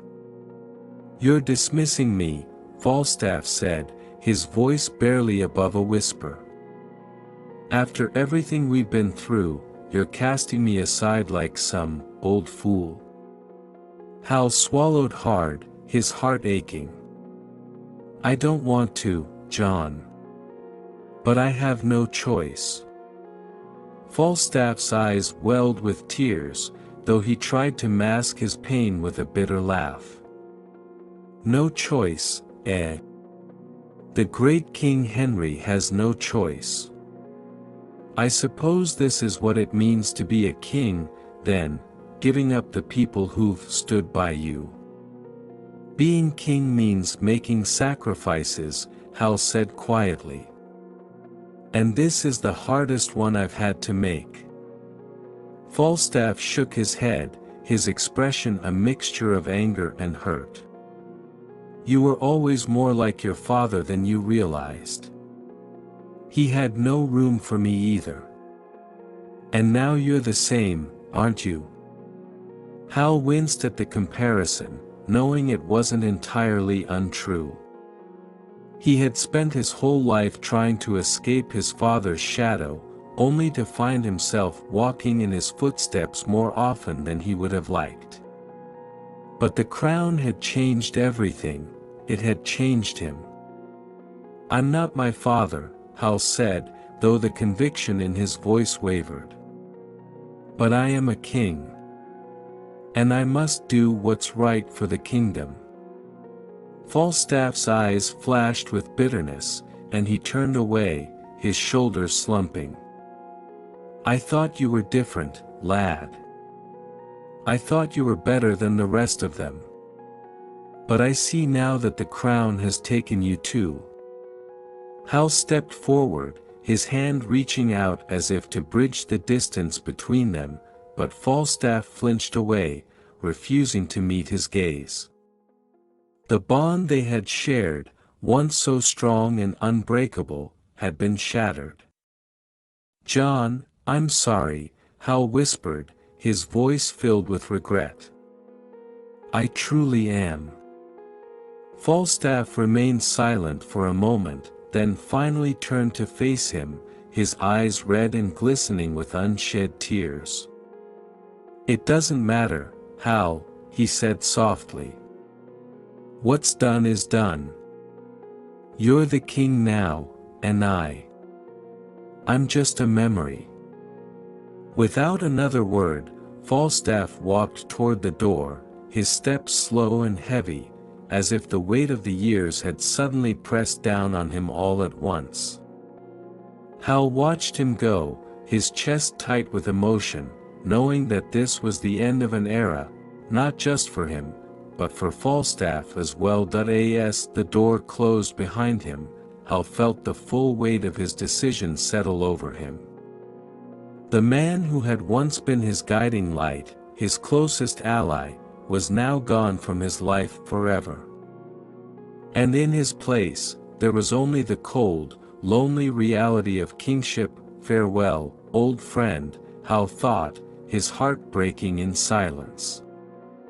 He had made his choice, but the cost was a part of his soul he could never reclaim. He turned back to his chamber, knowing that the road ahead would be even lonelier without Falstaff by his side. But he was King Henry V now, and there was no turning back. The return to England was met with grandeur and acclaim.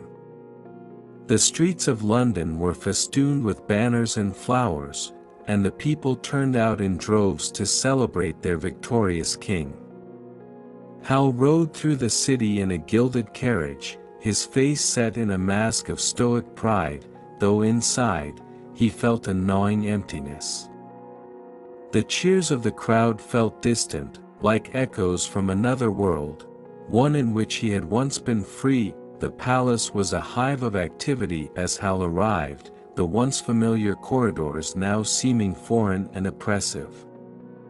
The grand halls, which had once been filled with laughter and camaraderie, now seemed cold and unforgiving.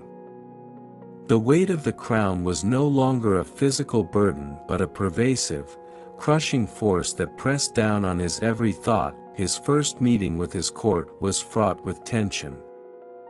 The nobles and advisers gathered in the council chamber greeted him with forced smiles and polite nods. The accolades he received for his military success were tempered by an undercurrent of skepticism and power plays. Many of the court had their own agendas, and Hal could sense their eyes scrutinizing him, assessing his every move. "Your Majesty," the Chancellor began, his voice formal and detached, "the matter of the war settlements must be addressed. The French have requested negotiations, but there are factions within the court who would prefer a different approach." Hal nodded, though the details of the matter barely registered.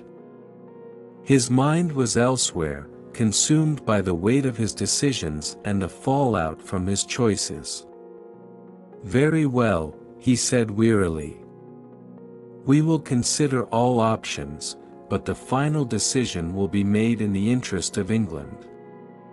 The Chancellor's eyes flickered with a mixture of approval and reservation. "As you wish, Your Majesty." As the meeting continued, Hal struggled to focus. The conversations around him were a blur of politics and diplomacy, and he found himself growing increasingly detached from the proceedings. The throne had once been a distant concept, something he had only glimpsed from afar. Now, it was his prison. Later that day, Hal retreated to his private quarters, seeking solace in the solitude of his chamber. The room, though richly decorated, felt stifling. The opulence of the palace seemed a stark contrast to the emptiness he felt inside. The portrait of his father, hanging prominently above the fireplace, seemed to stare down at him with a mixture of condemnation and sorrow. Hal sank into a chair by the window, staring out at the city beyond. The streets were still alive with celebration, but the noise seemed like a distant echo. His thoughts turned to Falstaff, and the painful separation that had marked the end of their friendship. The old knight had been more than a mentor, he had been a link to Hal's past, a reminder of who he had been before the crown had changed him. The weight of the throne was not just in the responsibilities and duties it entailed, but in the isolation it imposed. The people he had once known as friends and allies now seemed like distant figures, their motivations unclear and their loyalties uncertain. The court, once a place of camaraderie, had become a battleground of shifting alliances and hidden agendas. Hal's reflections were interrupted by a knock on the door. His personal secretary entered, carrying a stack of documents. "Your Majesty, these are the reports from the provinces. There are several pressing issues that require your attention." Hal took the documents with a heavy sigh, his eyes scanning the pages. The problems seemed endless: unrest in the northern territories, complaints from local lords, and ongoing disputes with neighboring countries. Each issue was a reminder of the burdens he bore, the expectations placed upon him, and the ever-present shadow of failure. As night fell, the palace grew quieter, the sounds of celebration fading into the background. Hal found himself wandering the empty corridors, seeking a moment of peace. He passed by the great hall, where the echoes of the past seemed to linger in the silence. Memories of happier times, of laughter and companionship, felt like a cruel reminder of what he had lost. In the quiet of the palace gardens, Hal stood beneath a large oak tree, its branches bare against the night sky. The cool breeze rustled through the leaves, and he closed his eyes, trying to find some semblance of solace in the stillness. The burden of the crown was a constant companion, and despite his victories, it was a weight that refused to lift. His thoughts were interrupted by the sound of footsteps approaching. He turned to see his wife, Queen Catherine, coming toward him. Her face was a mask of concern, and she reached out to take his hand. "Hal," she said softly, her voice filled with empathy. "You seem troubled. Is there something you need to talk about?" Hal looked at her, the weight of his struggles evident in his eyes. "Everything feels so heavy," he admitted. "The crown, the court, the expectations. I thought winning the battle would make things easier, but it only seems to have made things more complicated." Catherine squeezed his hand gently. "The throne is a burden, but you don't have to bear it alone. We're in this together." Her words provided a small measure of comfort, but the reality of his situation remained unchanged. Hal knew that while he had allies and loved ones, the ultimate responsibility rested with him. The decisions he made would shape the future of England, and the weight of those decisions was a burden he would carry for the rest of his life. As they walked together through the gardens, Hal took solace in Catherine's presence, even if it did little to ease the weight of the throne.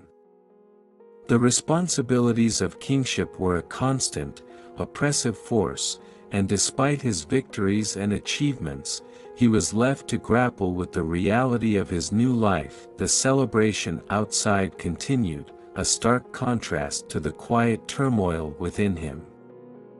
Hal knew that the road ahead would be filled with challenges, and the weight of the crown would only grow heavier. But for now, he found a fleeting moment of peace in the companionship of his wife, knowing that despite the isolation of kingship, he was not entirely alone. The grand hall of the palace, adorned with tapestries and heraldic banners, was filled with the murmur of negotiations. Representatives from England and France sat around a long, ornate table, their expressions a mix of tension and anticipation.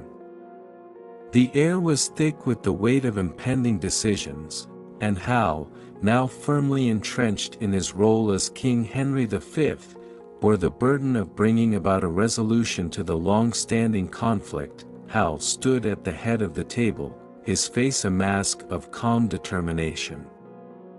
The negotiations had been arduous, filled with demands and concessions from both sides. But after weeks of intense discussions, a fragile peace agreement had begun to take shape.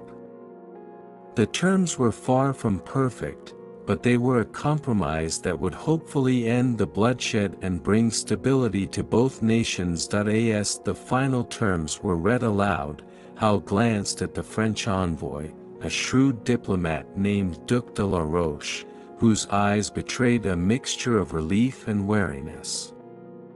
The envoy's gaze met Hal's, and a silent understanding passed between them.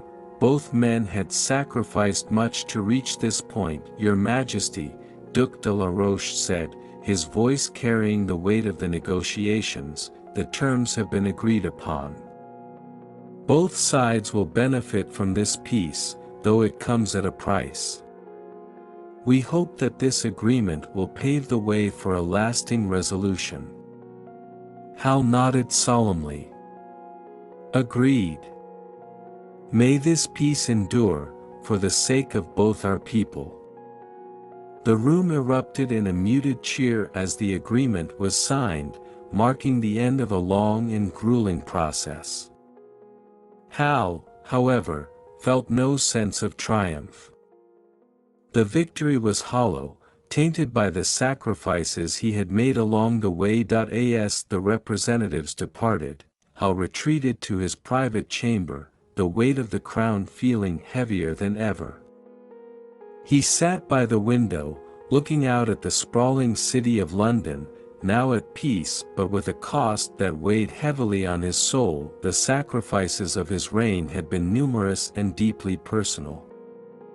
His relationship with Falstaff, once a cornerstone of his life, had been irrevocably damaged. The old knight's absence was a constant reminder of the price Hal had paid for his position. The friends and allies he had once relied upon were now distant, their support lost in the whirlwind of political maneuvering and royal duties. Even his own freedoms had been stripped away. The carefree days of his youth, the simple pleasures of life, had been replaced by the relentless demands of kingship. The personal sacrifices he had made in the name of duty were now etched into the fabric of his existence, a constant reminder of what he had lost. The door to his chamber opened, and Catherine entered, her face reflecting both concern and weariness. She had stood by him through the trials of his reign, offering support and solace amidst the chaos.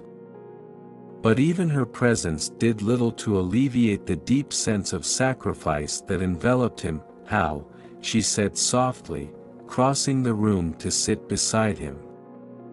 "You've done it. The peace is secured." Hal looked at her, his eyes heavy with exhaustion.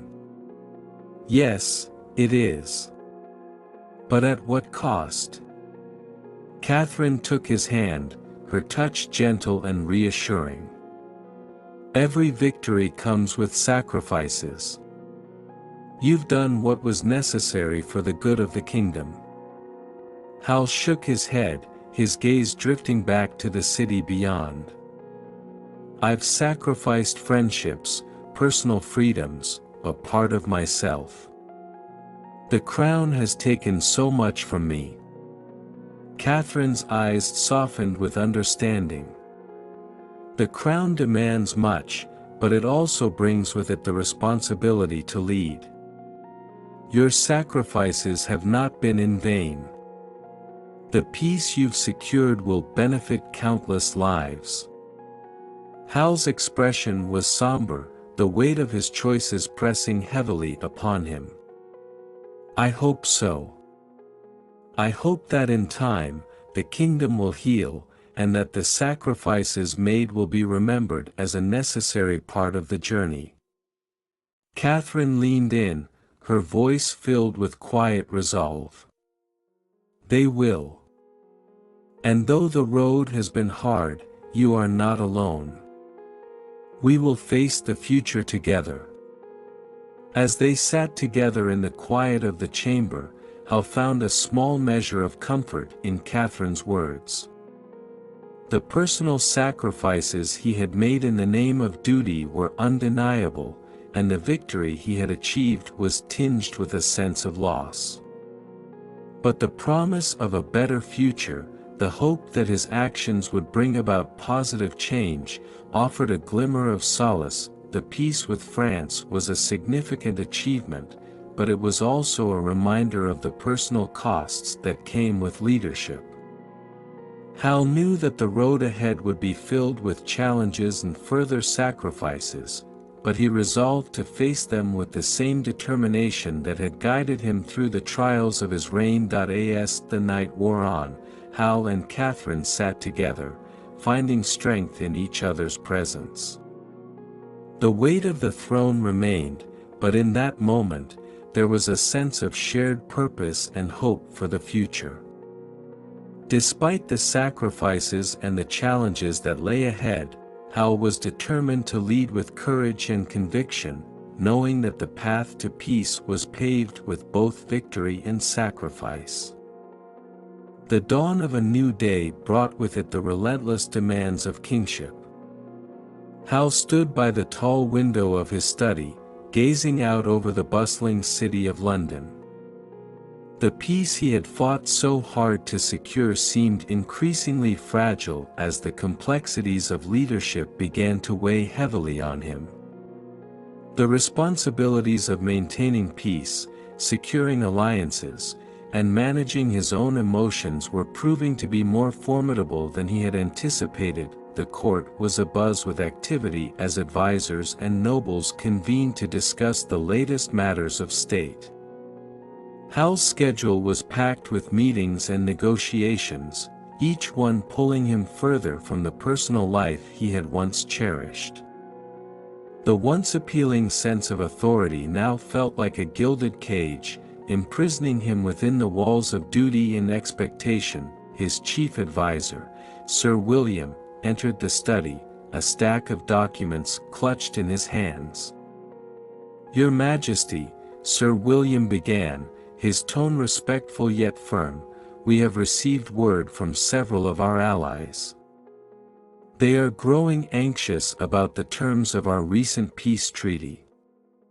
There are also reports of unrest in the northern provinces that require your immediate attention." Hal turned to face him, the strain evident in his eyes. "What is the nature of this unrest?" Sir William took a deep breath. "There have been skirmishes between local factions and reports of dissent among the common people. It appears that the peace is not as universally embraced as we had hoped." Hal's face tightened with concern. "And the Allies? What are their specific grievances?"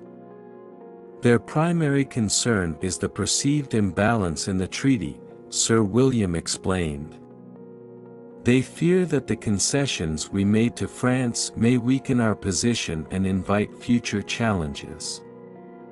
They are calling for reassurances and further commitments from our side." Hal nodded, though the weight of these issues seemed almost too much to bear. "We cannot afford to lose the support of our allies or allow unrest to fester within our own borders. How do we address both concerns?" Sir William's expression grew contemplative. "Perhaps a public address to reassure both the people and our allies might be beneficial. Demonstrating our commitment to peace and stability could help to calm tensions." Hal considered this suggestion, though he felt a growing unease. The prospect of addressing the public filled him with apprehension. He had always preferred to work behind the scenes, avoiding the spotlight and the personal exposure that came with it. But as king, he had to confront these challenges head-on. Later that day, Hal prepared for his public address. The grand hall was set up for the occasion, with a large audience of nobles, advisors, and citizens. The atmosphere was charged with anticipation, and Hal could feel the weight of the moment pressing upon him. His mind raced with thoughts of how to present himself as a leader who was both capable and empathetic. As he stepped onto the raised platform, the crowd fell silent, their eyes fixed on him. Hal took a deep breath, steadying himself as he began to speak. "People of England," he began, his voice echoing through the hall, "we stand at a crucial juncture in our history. The peace we have fought so hard to achieve is a testament to our resolve and unity. Yet, I understand that there are concerns and uncertainties that remain." He paused, searching for the right words. "To our allies, I assure you that our commitment to the peace treaty is unwavering. We will honor our agreements and work diligently to maintain our alliances. To our people, I recognize the challenges we face and the unrest that has surfaced. We will address these issues with transparency and fairness." As Hal spoke, he could see the mixed reactions of the crowd. Some faces were hopeful, while others remained skeptical. The burden of leadership was evident in their expressions, reflecting the complexity of the situation. After the address, Hal retreated to his private chambers, feeling both a sense of relief and lingering doubt. The public had responded with a mix of applause and cautious optimism, but the true impact of his words remained to be seen. The pressures of maintaining peace and securing alliances were unrelenting, and Hal knew that the real challenge lay in navigating the delicate balance between his public responsibilities and his personal emotions. The days that followed were a whirlwind of diplomatic meetings and internal conflicts. Hal found himself caught between the demands of his role and the strain on his personal relationships. The once clear lines of duty and personal life had blurred, leaving him grappling with a sense of isolation. His interactions with Catherine grew strained as the demands of kingship took their toll. Despite her unwavering support, Hal struggled to connect with her on a personal level, his preoccupation with state affairs creating a chasm between them. One evening, as they sat together in the quiet of their chamber, Catherine reached out to him, her eyes filled with concern. "Hal, you seem distant. I can see how much this burden is weighing on you. Please, talk to me." Hal looked at her, the exhaustion evident in his gaze. "I don't know how to reconcile all of this. The demands of leadership, the need to maintain peace, and my own emotions, it's all so overwhelming. I feel like I'm losing myself in the process." Catherine's expression softened with empathy. "You are not alone in this. I am here for you, and we will face these challenges together. But you need to take care of yourself as well. You cannot pour from an empty cup." Hal nodded, her words offering a small measure of comfort. But the reality of his situation remained unchanged. The king's dilemma was a constant struggle, a balancing act between duty and personal fulfillment.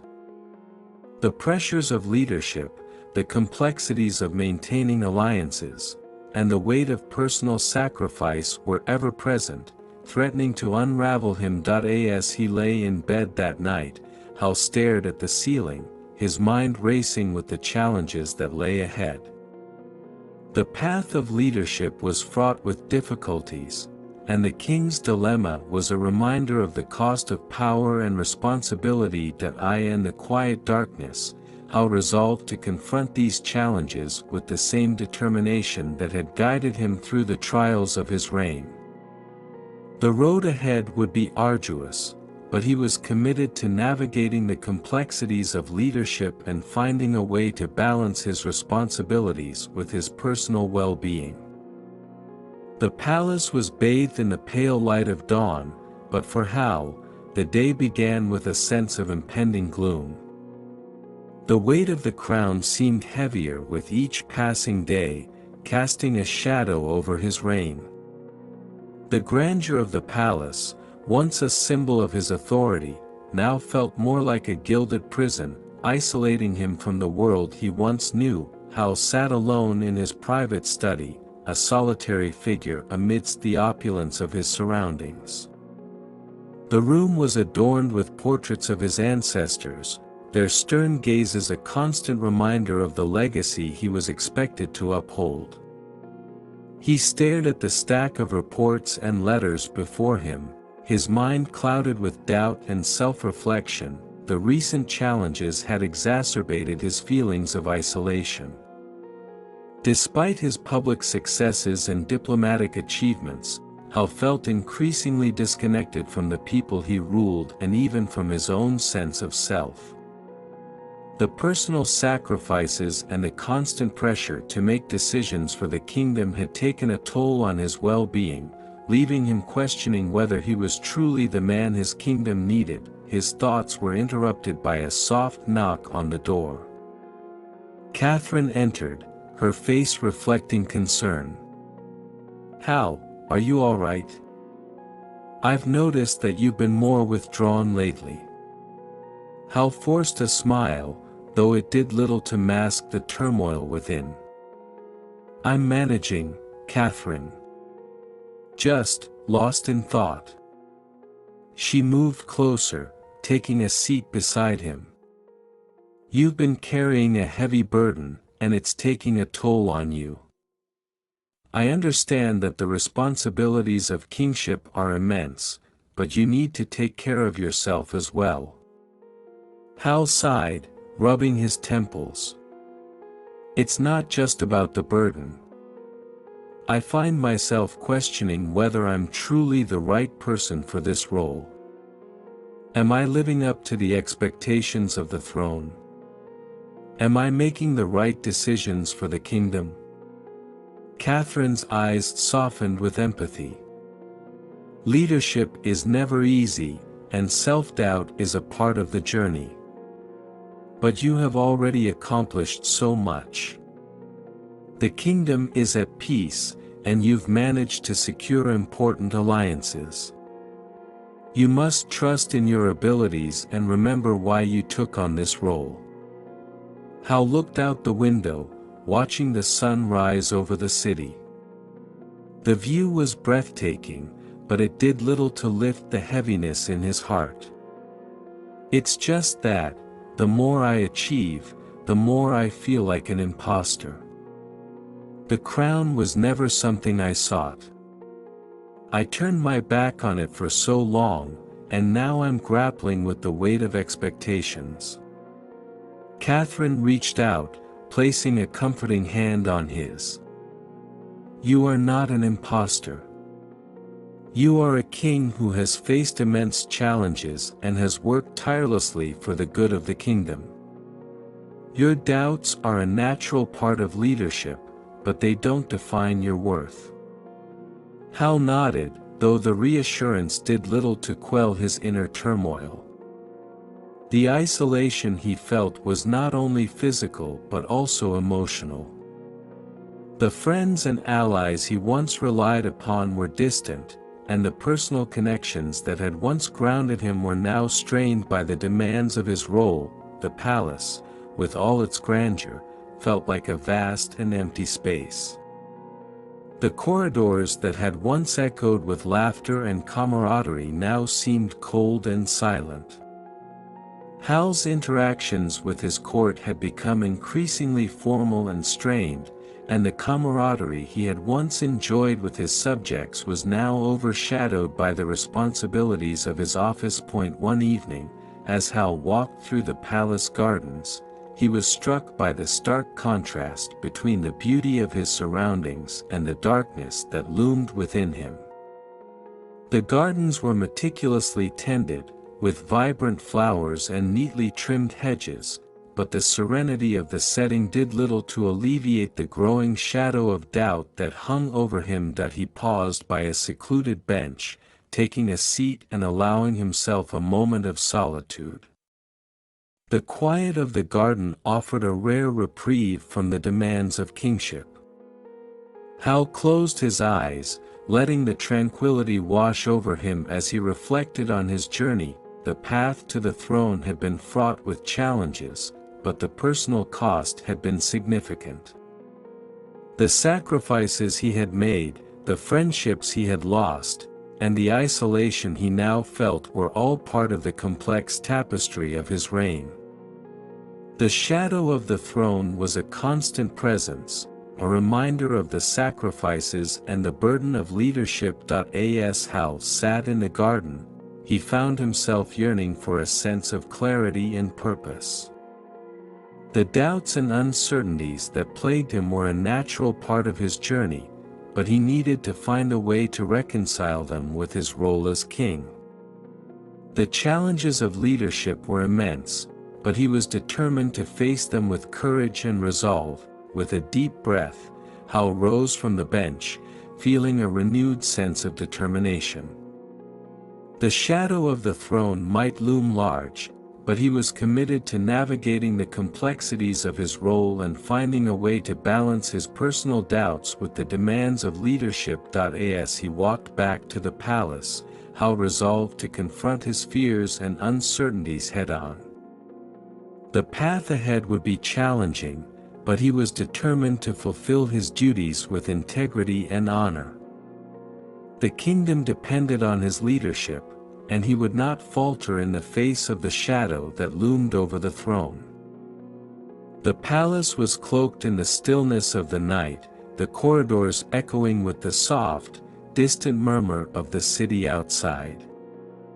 Hal paced restlessly in his private chamber, his mind a tumult of conflicting thoughts. The burdens of kingship weighed heavily upon him, and the momentous decision he faced seemed to crystallize the internal struggle he had been grappling with throughout his reign. The final stages of his campaign had brought him to a crossroads. The kingdom had achieved a precarious stability, but the cost had been great. Hal knew that the decisions he made in this pivotal moment would not only define his legacy but also shape the future of England for generations to come. Catherine, ever his confidant, sat quietly in a nearby armchair, her gaze fixed on Hal with a mix of concern and hope. "You've been up all night," she said gently. "What's troubling you so deeply?"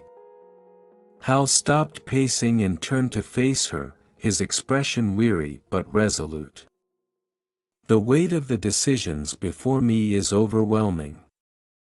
I must choose between consolidating power and embracing a more compassionate approach.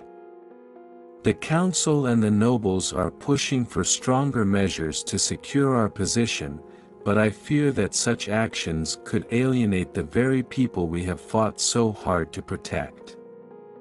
Catherine's eyes softened as she approached him. "You've always been torn between the responsibilities of leadership and the person you used to be. But this is your chance to shape your reign in a way that reflects both your duties and your values. The choice is yours to make, and it will be a testament to who you are as a king and as a man." Hal nodded, absorbing her words. The internal conflict he faced was not merely about policy or strategy, it was a struggle between the expectations of kingship and the remnants of the man he had been before he ascended the throne.